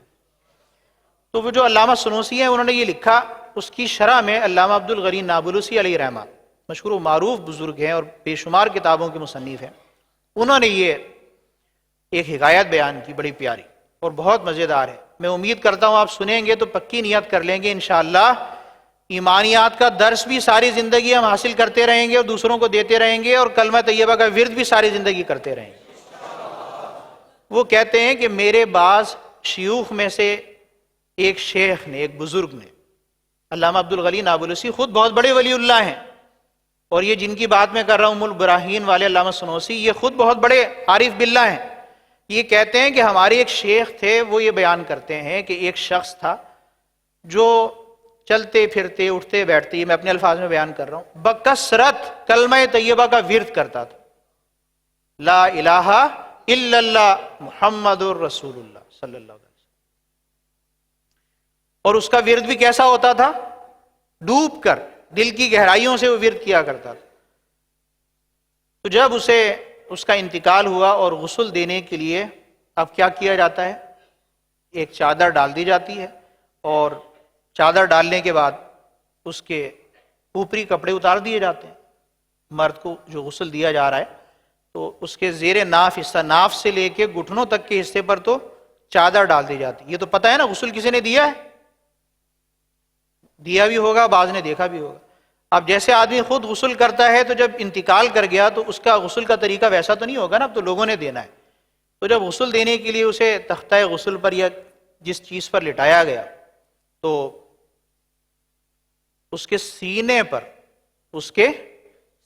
پر جو اندر خون تھا، سینے کے اندر جو خون تھا، اس خون سے لکھا ہوا تھا، کھال کے اندر سینے پر ظاہر تھا، جیسے کلر سے نہیں لکھ دیتے، اس طرح خون کے رنگ سے کھال کے اندر لکھا ہوا تھا، لا الہ الا اللہ محمد الرسول اللہ صلی اللہ علیہ وسلم۔ کہتے ہیں جب وہ شیخ کہتے ہیں میں نے دیکھا تو میں نے اس کلمہ طیبہ کو بوسہ دیا، اور جتنے لوگ وہاں غسل میں موجود تھے سب رونے لگے، ان کی آنکھوں سے آنسو جاری ہو گئے کہ، اور اس وقت مجھے علامہ سنوسی کی اس بات کی سچائی اور گہرائی کا ادراک ہوا کہ کلمہ طیبہ کا عقائد کو ذہن نشین کرتے ہوئے اس طرح اتنا کثرت سے ورد کرنا چاہیے کہ بلحمہ و دمہ، لحم یعنی اپنے گوشت سے، زبان جو آپ کی ہے یہ بھی تو گوشت ہے نا، زبان بھی آپ کی خود بخود کلمہ طیبہ زبان پر جاری ہو جائے، اور بھی دمی ہی آپ کے خون میں، آپ کی روح کے اندر سے بھی کلمے کی آواز آئے۔ یہ کہنے سے بہت سارے اسرار اور عجائب کا جو ہے وہ انکشاف ہوتا ہے۔ کہتے ہیں اس شخص کے اس منظر کو دیکھ کر مجھے اس بات کا یقین ہو گیا کہ ساری زندگی اس نے اللہ تعالیٰ کو یاد کیا، اپنے ایمان کو مضبوط کیا اور کلمہ طیبہ کا ورد کیا۔ تو دیکھیے کہ کیسے قدرت کی نشانی ظاہر ہوئی کہ اس کے سینے پر لا الہ الا اللہ محمد رسول اللہ لکھا ہوا تھا۔ اللہ تعالیٰ ہمیں بھی عمل کرنے کی توفیق عطا فرمائے، اور اسلام کے جو بنیادی عقیدے ہیں، عقیدہ توحید ہے، عقیدہ رسالت ہے، عقیدہ آخرت ہے، قضا قدر ہے، اور اس کے علاوہ باقی سارے عقائد جو اس کے درمیان آ جاتے ہیں، ان سب کو سمجھنے، دوسروں کو سمجھانے کی توفیق دے۔ نقطہ میں یہ بیان کر رہا تھا کہ کلمہ طیبہ میں براہ راست تو عقیدہ توحید اور عقیدہ رسالت کا ذکر ہے، یہ بات تھی نا، لا الہ الا اللہ میں عقیدہ توحید اور محمد رسول اللہ میں رسالت، لیکن اس کی وضاحت میں نے کی کہ اس کا مطلب کیا ہے کہ اللہ کے سوا کوئی عبادت کے لائق نہیں اور اللہ کی ہر بات پر میرا ایمان ہے۔ جب یہ کہہ دیا اور اس کا یقین کر لیا اور سچے دل سے تصدیق کر دی کہ اللہ کی ہر بات پر میرا یقین ہے، تو سارے قرآن پر بھی ہمارا ایمان ہے اور قرآن میں جو کچھ کہا گیا اس پر بھی ہمارا ایمان ہے، سارے نبیوں اور رسولوں پر بھی ہمارا ایمان ہے، اور اللہ کے نبی نے جو ہمیں شریعت دی ہے اس کی ہر بات پر بھی ہمارا ایمان ہے۔ تو یوں عقیدہ آخرت، قضا و قدر، جنت دوزخ اور فرشتے اور دیگر سارے جو ضروری عقائد ہیں وہ کلمہ طیبہ کے ضمن میں آ جاتے ہیں۔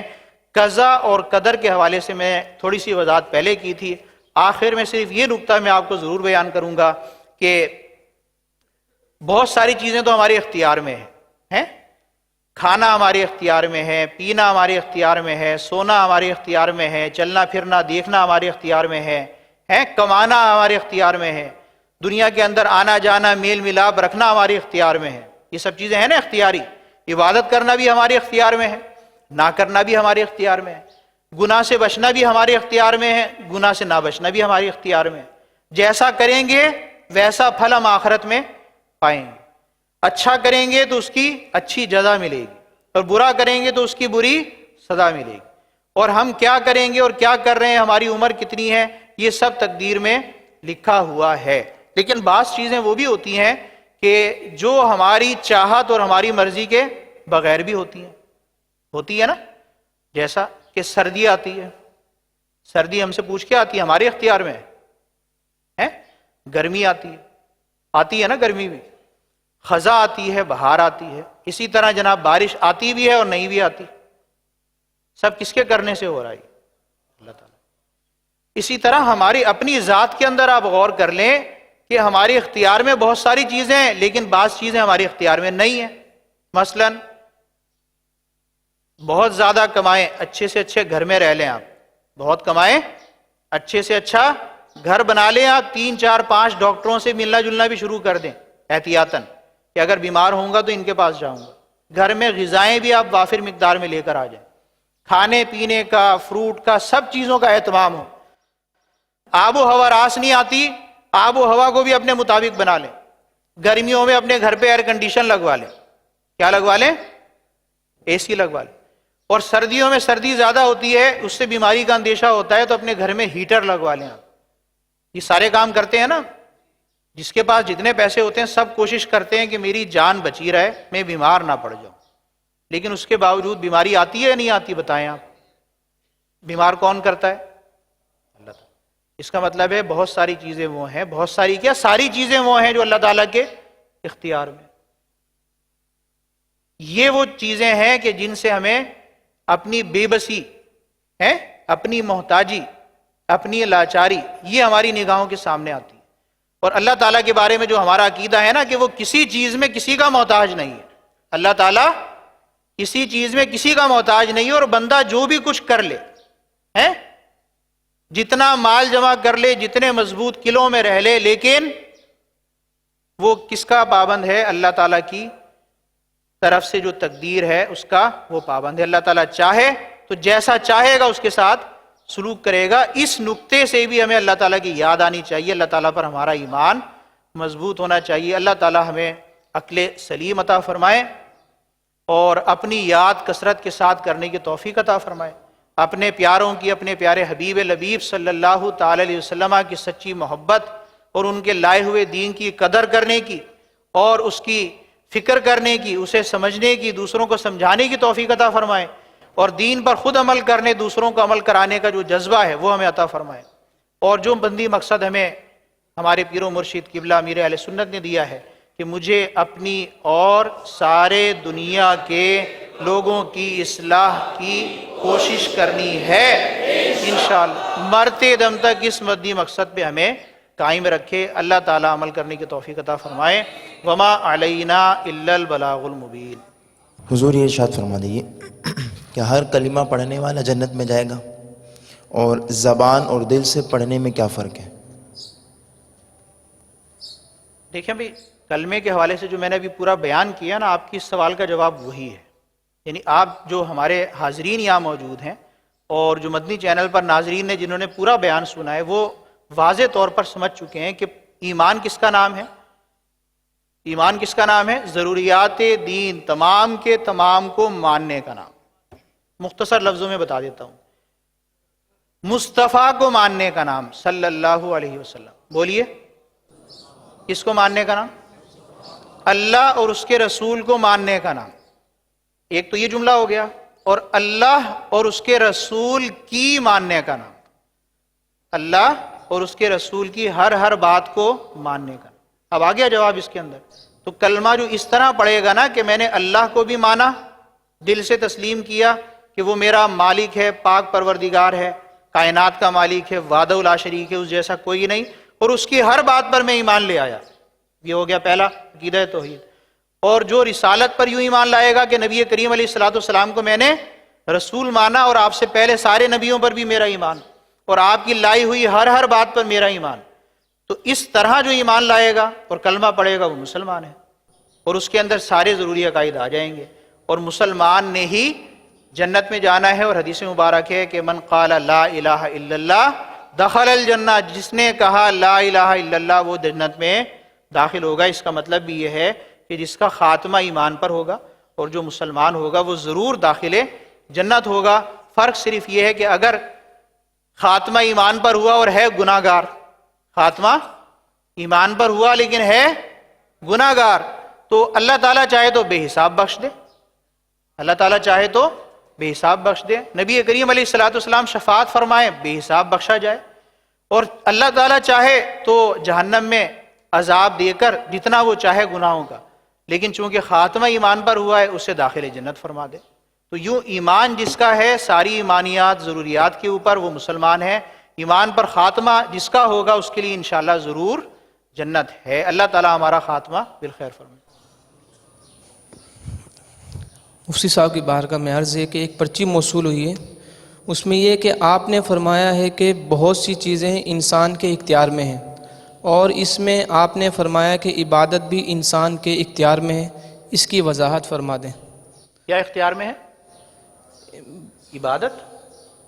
بھئی دیکھیں، عبادت آپ نماز پڑھنے والے پڑھتے ہیں نا، نماز پڑھنا کیا ہے؟ عبادت ہے. اور نماز جو نہیں پڑھتے وہ نہیں پڑھتے. اس کا مطلب ہے ہماری اختیار میں ہے نا، چاہیں تو ہم نماز پڑھیں ارادہ کر کے، چاہے ہم نماز نہ پڑھیں. تو یہ تو عام سی بات ہے. بہت سارے جو کام ہم کرتے ہیں، بندے کو پیدا کس لیے کیا گیا ہے؟ قرآن کریم کی آیت ہے وَمَا خَلَقْتُ الْجِنَّ وَالْإِنسَ إِلَّا لِيَعْبُدُونَ. ہم نے جنات اور انسانوں کو اس لیے پیدا کیا تاکہ وہ عبادت کریں.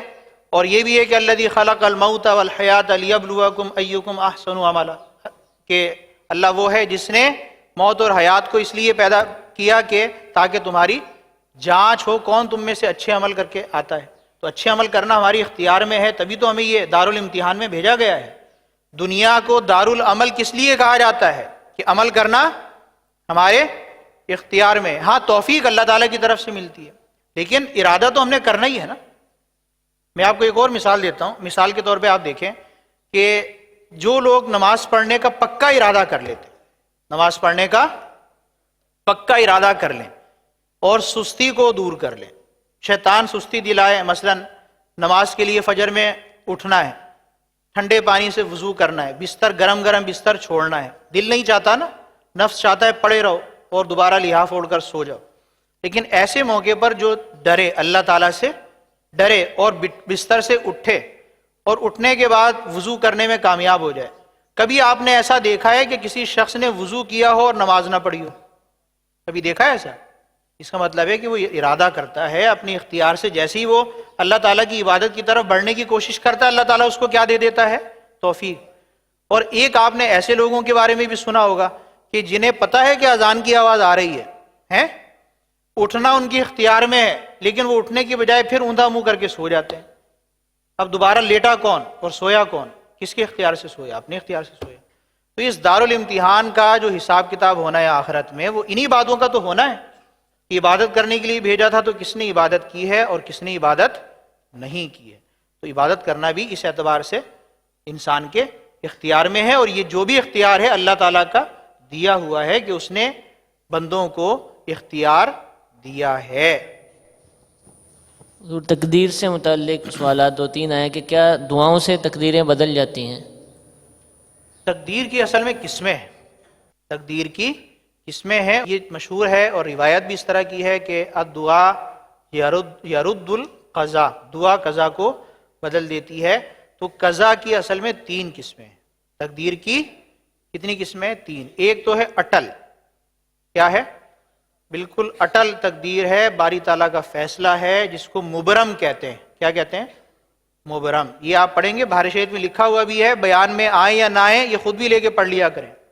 ہے بہار شریعت آپ کے پاس ہے؟ کس کے پاس ہے؟ پہلا حصہ کس کے پاس ہے؟ بہت کم کے پاس ہے۔ آپ جو بیٹھے ہوئے حاضرین ہیں ان میں سے میرے خیال میں 20% کے پاس ہے۔ ایسا نہیں ہونا چاہیے۔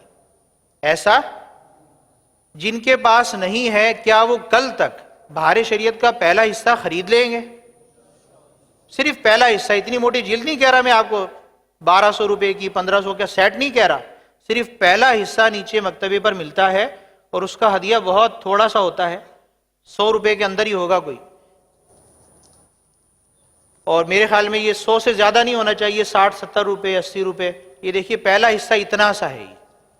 اگر یہ کتاب آپ کو آپ کی قبر میں آپ کا ایمان سلامت لے کر جانے میں معاون بن جائے تو آپ لیں گے اس کتاب کو؟ آپ کو آخرت کی منازل یہ کامیابی کے ساتھ طے کرائے تو اس کتاب کو لیں گے؟ جس کے پاس نہیں ہے وہ نیت کرے اور ہاتھ اٹھائے پکی کہ میں یہ خرید لوں گا۔ بہت چھوٹی سی کتاب ہے، اتنے پیسے تو آپ ایک بار اگر موبائل کا کارڈ لوڈ کرتے ہیں نا اس میں چلے جاتے ہیں۔ 100 روپے کا کارڈ لوڈ کرتے ہیں، 25-30 تو ویسے ہی اس کا ٹیکس کٹ جاتا ہے، 70-72 روپے آتے ہیں۔ یہ آپ کی 70-80-100 روپے کی کتاب ہے، یہ لیں، اس میں سب تقدیر کی قسمیں لکھی ہوئی ہیں۔ اور ایک تقدیر ہوتی ہے اسے معلق کہتے ہیں۔ کیا کہتے ہیں؟ اس میں یہ ہوتا ہے کہ اگر فلاں نے یہ کام کر لیا نیکی کا تو یوں ہو سکتا ہے، فلاں نے دعا کی تو یوں ہو سکتا ہے۔ تو اس طرح تقدیر میں جو لکھا ہوا ہوتا ہے ہوتا اسی کے مطابق ہے، لیکن جو اٹل تقدیر ہے جس کو مبرم کہتے ہیں اس میں تبدیلی نہیں ہوتی، اور جو معلق ہوتی ہے اس میں دعا سے بھی تبدیلی ہو جاتی ہے۔ اسی طرح آپ نے ایک روایت سنی ہوگی کہ صلہ رحمی، کیا؟ صلہ رحمی، قریبی رشتہ دار جو ذی رحم محرم ہے، محارم ہے یا ذی رحم ہے، قریبی رشتہ دار، ان سے اچھا سلوک کرنا، ان کی مدد کرنا، ان سے اچھے انداز میں ملنا جلنا ہے، ان کا خیال رکھنا۔ یہ جو صلہ رحمی ہوتی ہے اس سے رزق میں بھی اضافہ ہوتا ہے اور عمر میں بھی اضافہ ہوتا ہے۔ کس میں اضافہ ہوتا ہے؟ تو ہے کوئی روزی میں اضافہ کروانے والا تو اپنے رشتہ داروں سے کیا کرے گا؟ اچھا سلوک۔ ہے کوئی عمر میں اضافہ کروانے والا، اسے کیا کرنا ہے؟ اپنے رشتہ داروں سے اچھا سلوک۔ عمر میں برکت ہوتی ہے، علماء نے یہی لکھا ہے کہ یہ بھی تقدیر معلق کی صورت میں ہوتی ہے کہ اگر اس نے رشتہ داروں کے ساتھ اچھا سلوک کیا تو اس کی عمر میں اتنا اضافہ ہے، اور اگر اس نے رشتہ داروں کے ساتھ سلوک کیا تو اس کے رزق میں اتنا اضافہ، اگر نہیں کیا تو اس کا رزق یہ ہے۔ تو اس طرح جو معلق صورت میں لکھا ہوتا ہے وہ دعا سے بھی تقدیر بدل جاتی ہے اور نیک اعمال سے بھی بدل جاتی ہے، دوسروں کی دعاؤں سے بھی بدل جاتی ہے، رشتہ داروں کے ساتھ حسن سلوک سے بھی بدل جاتی ہے۔ لیکن جو تقدیر کون سی ہے؟ مبرم۔ کون سی ہے؟ وہ اٹل ہے، وہ جب وقت آ جاتا ہے اور وہ ہونا ہوتا ہے تو وہ پھر اٹل تقدیر نہیں بدلتی۔ بیچ میں ایک اور قسم ہے، وہ خواص اولیاء جو ہوتے ہیں، جو اللہ تعالیٰ کے مقرب بارگاہ کے، ان کی دعاؤں سے بدل جاتی ہے، عام لوگوں کی دعاؤں سے نہیں بدلتی۔ اسے مشابہ یا شبیہ بالمبرم کہتے ہیں۔ اللہ تعالیٰ ہمیں عمل کرنے کی توفیق عطا فرمائے۔ امید ہے کہ آپ آج کے بیان کو جو ہے وہ جو آپ نے نکات نوٹ کیے ہیں اسے دہرائیں گے بھی، یاد بھی رکھیں گے اور دوسروں تک پہنچائیں گے۔ وما علینا الا البلاغ المبین۔ صلو علی الحبیب صلی اللہ تعالی علی محمد صلی اللہ علیہ وآلہ وسلم۔ الحمد للہ رب العالمین والصلاة والسلام علی سید المرسلین، اما بعد فاعوذ باللہ من الشیطان الرجیم، بسم اللہ الرحمن الرحیم۔ الصلاة والسلام علیک یا رسول اللہ، وعلى آلك وأصحابك يا حبيب الله. الصلاة والسلام عليك يا نبي الله وعلى آلك وأصحابك يا نور الله.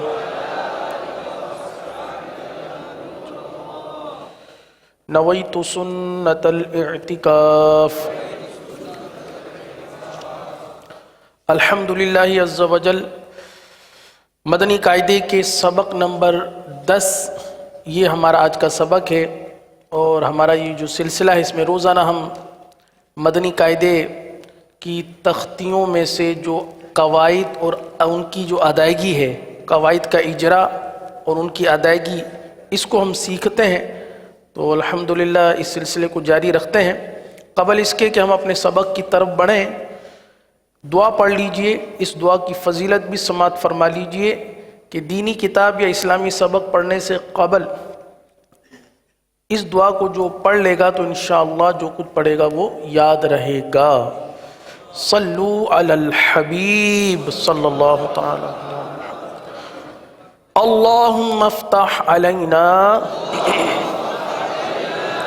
حکمتک وانشر علینا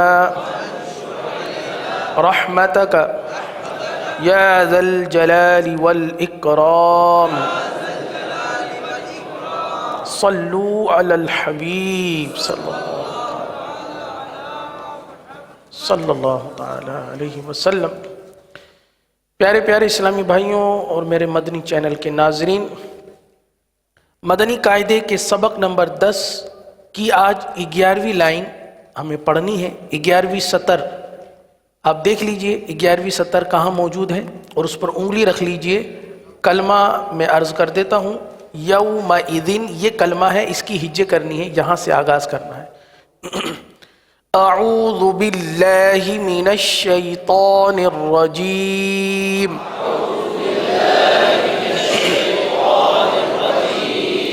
بسم اللہ الرحمن الرحیم.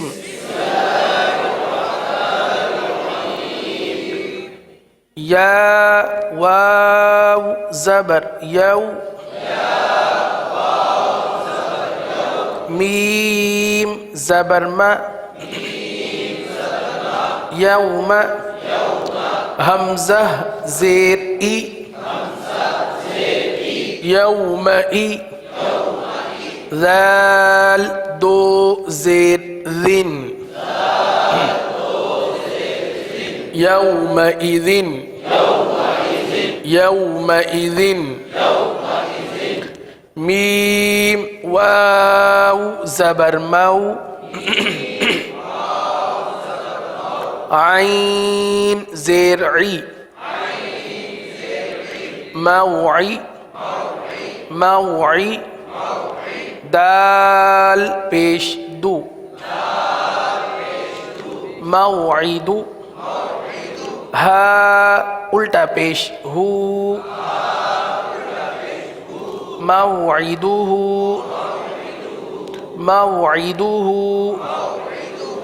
اب یہاں اس کلمے میں دیکھیے کہ عین حرف آ رہا ہے اور آخر میں ہا ہے، لہٰذا ان دونوں حروفوں کو واضح کرنا ہے.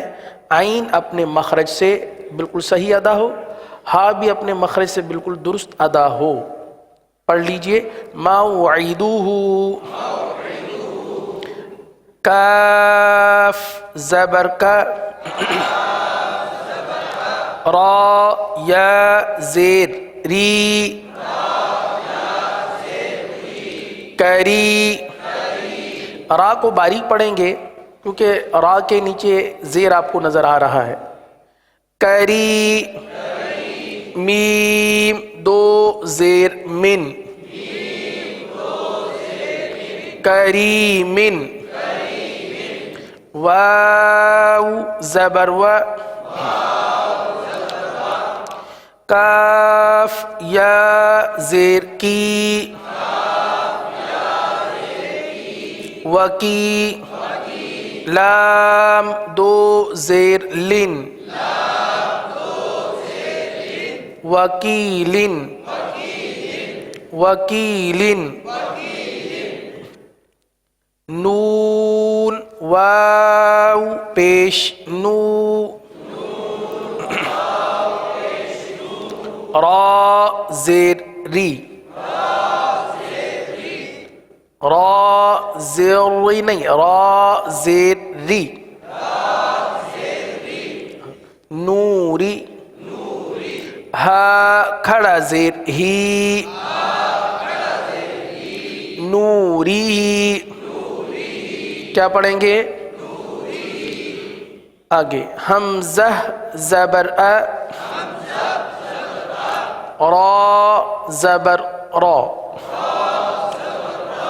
ارا حمزہ یا زبر ای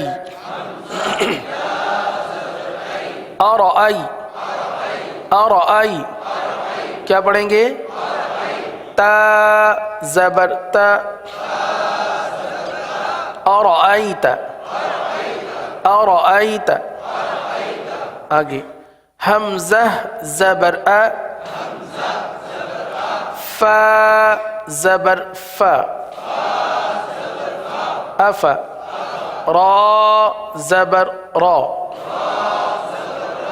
افر افر کیا پڑھیں گے حمزہ یا زبر ای افر ای افر ای تا زبر تا افر ایت میم واو زبر مو عین زیر عی موعی موعی اب یہ دیکھنا ہے کہ موعی جو پڑھا جا رہا ہے تو آیا ہمارا عین نکل رہا ہے یا حمزہ نکل رہا ہے؟ جیسے موئی یہ تو خالص حمزہ ہے، موئی یہ خالص حمزہ ہے، عین موعی عین کی آواز نکالنی ہے، موعی ضا زبر ضا موعظہ موعظہ عظہ ضا ضا کو کس طرح پڑھیں گے؟ پر پڑھیں گے کیونکہ ضا حروف مستعلیہ میں سے موعظہ موعظہ تا دو پیش تن موعظۃ موعظۃ آگے میم واو زبر مو ضاد واو پیش دو موضوع عین زبر ع موضوع موضوع ع تا دو پیش تن موضوعۃ موضوعۃ اب دیکھیے ماؤ یہاں پر کون سا قاعدہ لگ رہا ہے؟ واو لین کا قاعدہ لگ رہا ہے، واو ساکن سے پہلے زبر ہے، اور آپ کو یاد ہوگا کہ حروف لین کو ہم نے نرمی کے ساتھ پڑھنا ہے، یہ قاعدہ ہم پڑھ چکے ہیں۔ تو ماؤ نرمی کے ساتھ پڑھا جائے گا، حروف لین کا قاعدہ ہے۔ دو تو یہاں پر کون سا قاعدہ ہو رہا ہے؟ واو مدہ کا، جی ماشاءاللہ واو مدہ کا قاعدہ ہوگا کیونکہ واو ساکن سے پہلے پیش ہے حروف مدہ، اور حروف مدہ کے بارے میں ہم نے یہ پڑھا تھا کہ حروف مدہ کو کتنا کھینچیں گے؟ ایک الف یعنی دو حرکات کے برابر کھینچ کے پڑھیں گے۔ تو یہاں پر ضاد واو پیش دو واو مدہ ہے تو اسے کتنا کھینچنا ہے؟ ایک الف تک۔ تو ماؤ کو نرمی کے ساتھ، دو کو ایک الف کھینچ کر، عین پر زبر ہے تو حرکات کو کس طرح پڑھتے ہیں؟ بغیر کھینچے بغیر جھٹکا دیے معروف پڑھتے ہیں، تو حرکات کو بغیر کھینچے پڑھیں گے۔ یہ سارے قاعدے آپ کے سامنے پیش کرنے کا، بتانے کا مقصد یہ کہ ہمیں یہ بھی دیکھنا ہے کہ ہمیں پچھلے قواعد یاد ہیں کہ نہیں ہیں۔ ہم پڑھ تو رہے ہیں تختی نمبر 10، لیکن پچھلے قواعد کہیں بھول تو نہیں گئے، تو اس کی دہرائی بھی ساتھ ساتھ ہوتی رہے کہ حروف لین کو کس طرح پڑھنا ہے، حروف مدہ کو کس طرح پڑھنا ہے. جیسے ابھی آپ نے سنا کہ حروف لین کو نرمی سے پڑھنا ہے، تو یہاں ماؤ کو نرمی کے ساتھ پڑھیں. دو واو مدہ ہے، حروف مدہ کو ایک الف تک کھینچ کے پڑھتے ہیں، تو اس کو کھینچ کر پڑھیں. تو یہ ساری چیزیں آپ کے دماغ میں بھی چل رہی ہوں، آپ کی بھی توجہ ہو، تو پھر انشاءاللہ غلطی نہیں ہوگی. پڑھ لیجئے موضوعات، میم واو زبر مو، حمزہ الٹا پیش او، مو او، مو او، دال زبر دا، موعود، تا دو پیش تن، موعودتن. اب یہاں پر حمزہ پر کیا ہے؟ حمزہ پر الٹا پیش ہے، صحیح ہے. کھڑا زبر کھڑا زیر الٹا پیش کو کھڑی حرکات کہتے ہیں، یہ آپ پڑھ چکے ہیں. کیا آپ کو یہ پتہ ہے کہ کھڑی حرکات کو کس طرح پڑھتے ہیں؟ ماشاء اللہ، جی بالکل صحیح کہا آپ نے کہ کھڑی حرکات کو ایک الف یعنی 2 حرکات کے برابر کھینچ کر پڑھیں گے. تو اب اس حمزہ کو کس طرح پڑھیں گے؟ کھینچ کر پڑھیں گے ایک الف تک. کس طرح؟ موعود، تا دو پیش تن، موعودتن، موعودتن. آگے سین زبر سا، میم یا زیر می، سمی، عین دو پیش عن، سمیعن، سمیعن، سمیعن. عین کی ادائیگی کو درست رکھنا ہے. آگے عین زبر ع، زا یا زیر زی، عزی، زا دو پیش زن، عزیزن. آگے یا زبر یا، دال یا زبر دئی، یدئی، ہا زیر ہی، یدیہ، ہا یا زبر حی، ثا پیش ثو، حیث، عین یا زبر اوئی، با پیش بو، اوئبو. سین زبر سا، میم کھڑا زبر ما، سما، واو کھڑا زبر وا، سماوا، تا دو زیر تن، سماواتن. کاف زبر کا، لام زیر لی، کلی. میم کھڑا زبر ما، کلیما، تا دو زیر تن، کلماتن، کلماتن. آگے لام زبر لا، شین یا زبر شی، لشی. حمزہ دو پیش ان، لشیء، لشیء. قاف پیش او، را یا زبر رائی قرائی قرائی شین دو زیر شن قریشن قریشن با زیر بی حمزہ کھڑا زبر آ بی آ یا کھڑا زبر یا بی آ یا تا زیر تی بی آیاتی نون الف زبر نا بی آیاتنا میم زیر می ہا کھڑا زبر ہا میہا دال دو زبر دن مہادن عین کھڑا زبر آ لام زیر لی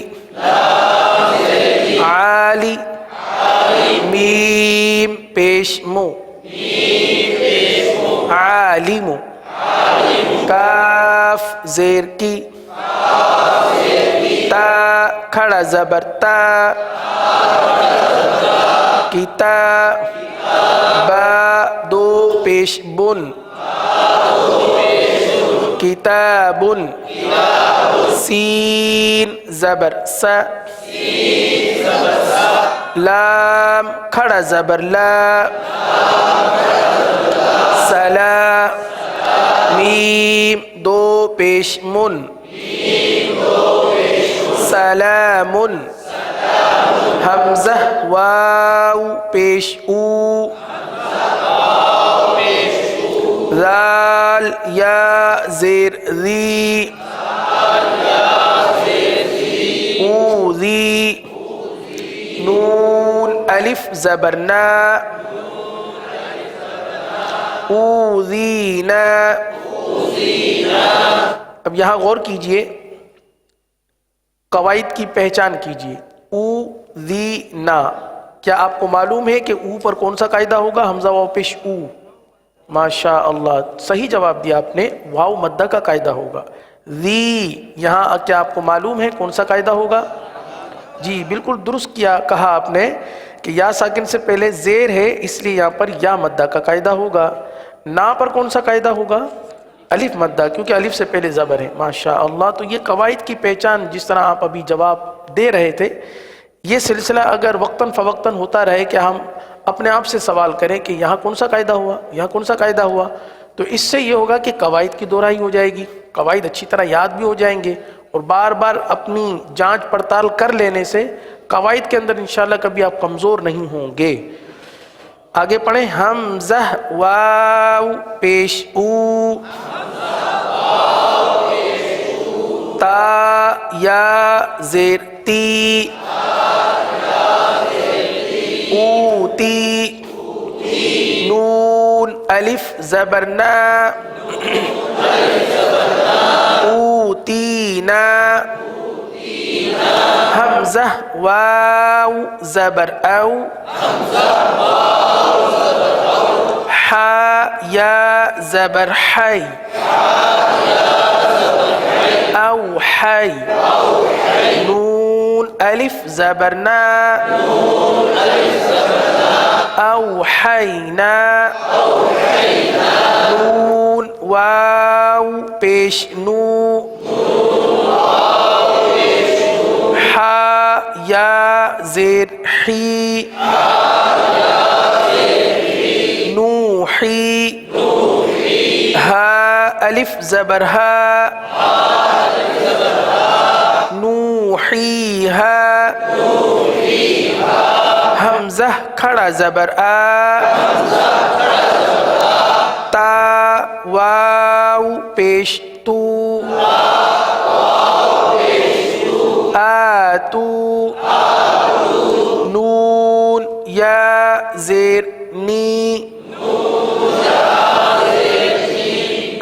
آتونی حمزہ کھڑا زبر آ میم زیر می آمی نون واو پیش نو آمینو با یا زیر بی آمینو بی آمینو بی تا پیش تو دال یا زیر دی تو دی را واو پیش رو تو دی رو نون زبرنا تو دی رو نا ہا الف زبر ہا تديرونها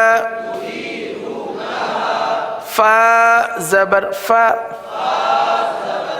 لام ألف زبر لا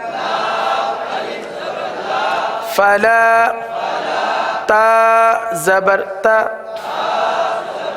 ميم يا زير مي فلا تمی لام واو پیش لو فلا تمیلو میم الف زبر ما خا زبر خا ما خا لام فا زبر لف ما خالف تا پیش تو ما خالفت میم واو پیش مو ما خالفتمو نون یا زیر نی ما خالفتمونی ما خالفتمونی فا زبر فا لام الف زبر لا فلا تا زبر تا فلا تا لام واو پیش لو فلا تلو میم واو پیش مو فلا تلومو نون یا زیر نی فلا تلومونی واو زبر و لام الف زبر لا ولا یا پیش یو ولا یو حا یا زیر حی ولا یحی طا واو پیش طو ولا یحیطو نون زبرنا ولا یحیطون الحمدللہ عز و جل تختی نمبر 10 کا اختتام ہو چکا ہے، لیکن ابھی مزید ہمیں اس تختی نمبر 10 پر پریکٹس یعنی عملی طور پر اس کو درست کرنا ہے، ہجے بھی درست کرنی ہے اور رواں بھی درست کرنی ہے۔ میرے پیارے اسلامی بھائیوں، پوری تختی کو ہجے سے کیوں پڑھایا گیا؟ یہ سوال ہے ایک کہ پوری تختی کو ہجے سے کیوں پڑھایا گیا؟ اس کا جواب یہ ہے کہ پوری تختی کو ہجے سے اس لیے پڑھایا گیا تاکہ ہمیں ہجے کرنا آ جائے۔ قرآن کریم کے کسی بھی کلمے کی اگر آپ کو ہجے کرنی پڑے تو آپ کو مشکل ہی نہ آئے۔ تو یہ ایک مشورہ ہے آپ کو کہ جس طرح پوری تختی کی ہجے ہو گئی، تختی نمبر 10 کی، اب آپ کوشش کیجئے کہ قرآن کریم کو کھولیے اور قرآن کریم کے کسی بھی کلمے کی ہجے کیجئے اور دیکھیے کہ کیا آپ کو ہجے درست کرنا آتی ہے کہ نہیں، اور جتنے قواعد پڑھ لیے اس کی پہچان بھی کر لیجئے. کریں گے نا انشاءاللہ؟ وقت بہت ہی کم ہے، لہذا مختصر وقت میں ہمیں آج دعائے معصورہ پڑھنی ہے. کل درود ابراہیمی الحمدللہ عز وجل ختم ہو چکا تھا. آج دعائے معصورہ، نماز کے اذکار میں ہمارا سبق ہے دعائے معصورہ. کھول لیجئے اور میرے ساتھ مل کر دوہرا لیجئے. اللہم ربی جعلنی. اب یہاں پر ایک غلطی عموماً کی جاتی ہے، وہ غلطی یہ ہے کہ اس کو اس طرح پڑھا جاتا ہے اللہم ربی جعلنی پڑھا جاتا ہے، ربی جعلنی، اور عموماً کہتے بھی یہی ہے. جیسے اس دعا کو بعض کہتے ہیں ربی جعلنی پڑھی آپ نے، تو ربی جعلنی نہیں ہے. با جیم زیر اس کی ہجے کر لیجیے، با جیم زیر بیج، با جیم زیر بیج. کیا پڑھیں گے؟ با جیم زیر ربیج.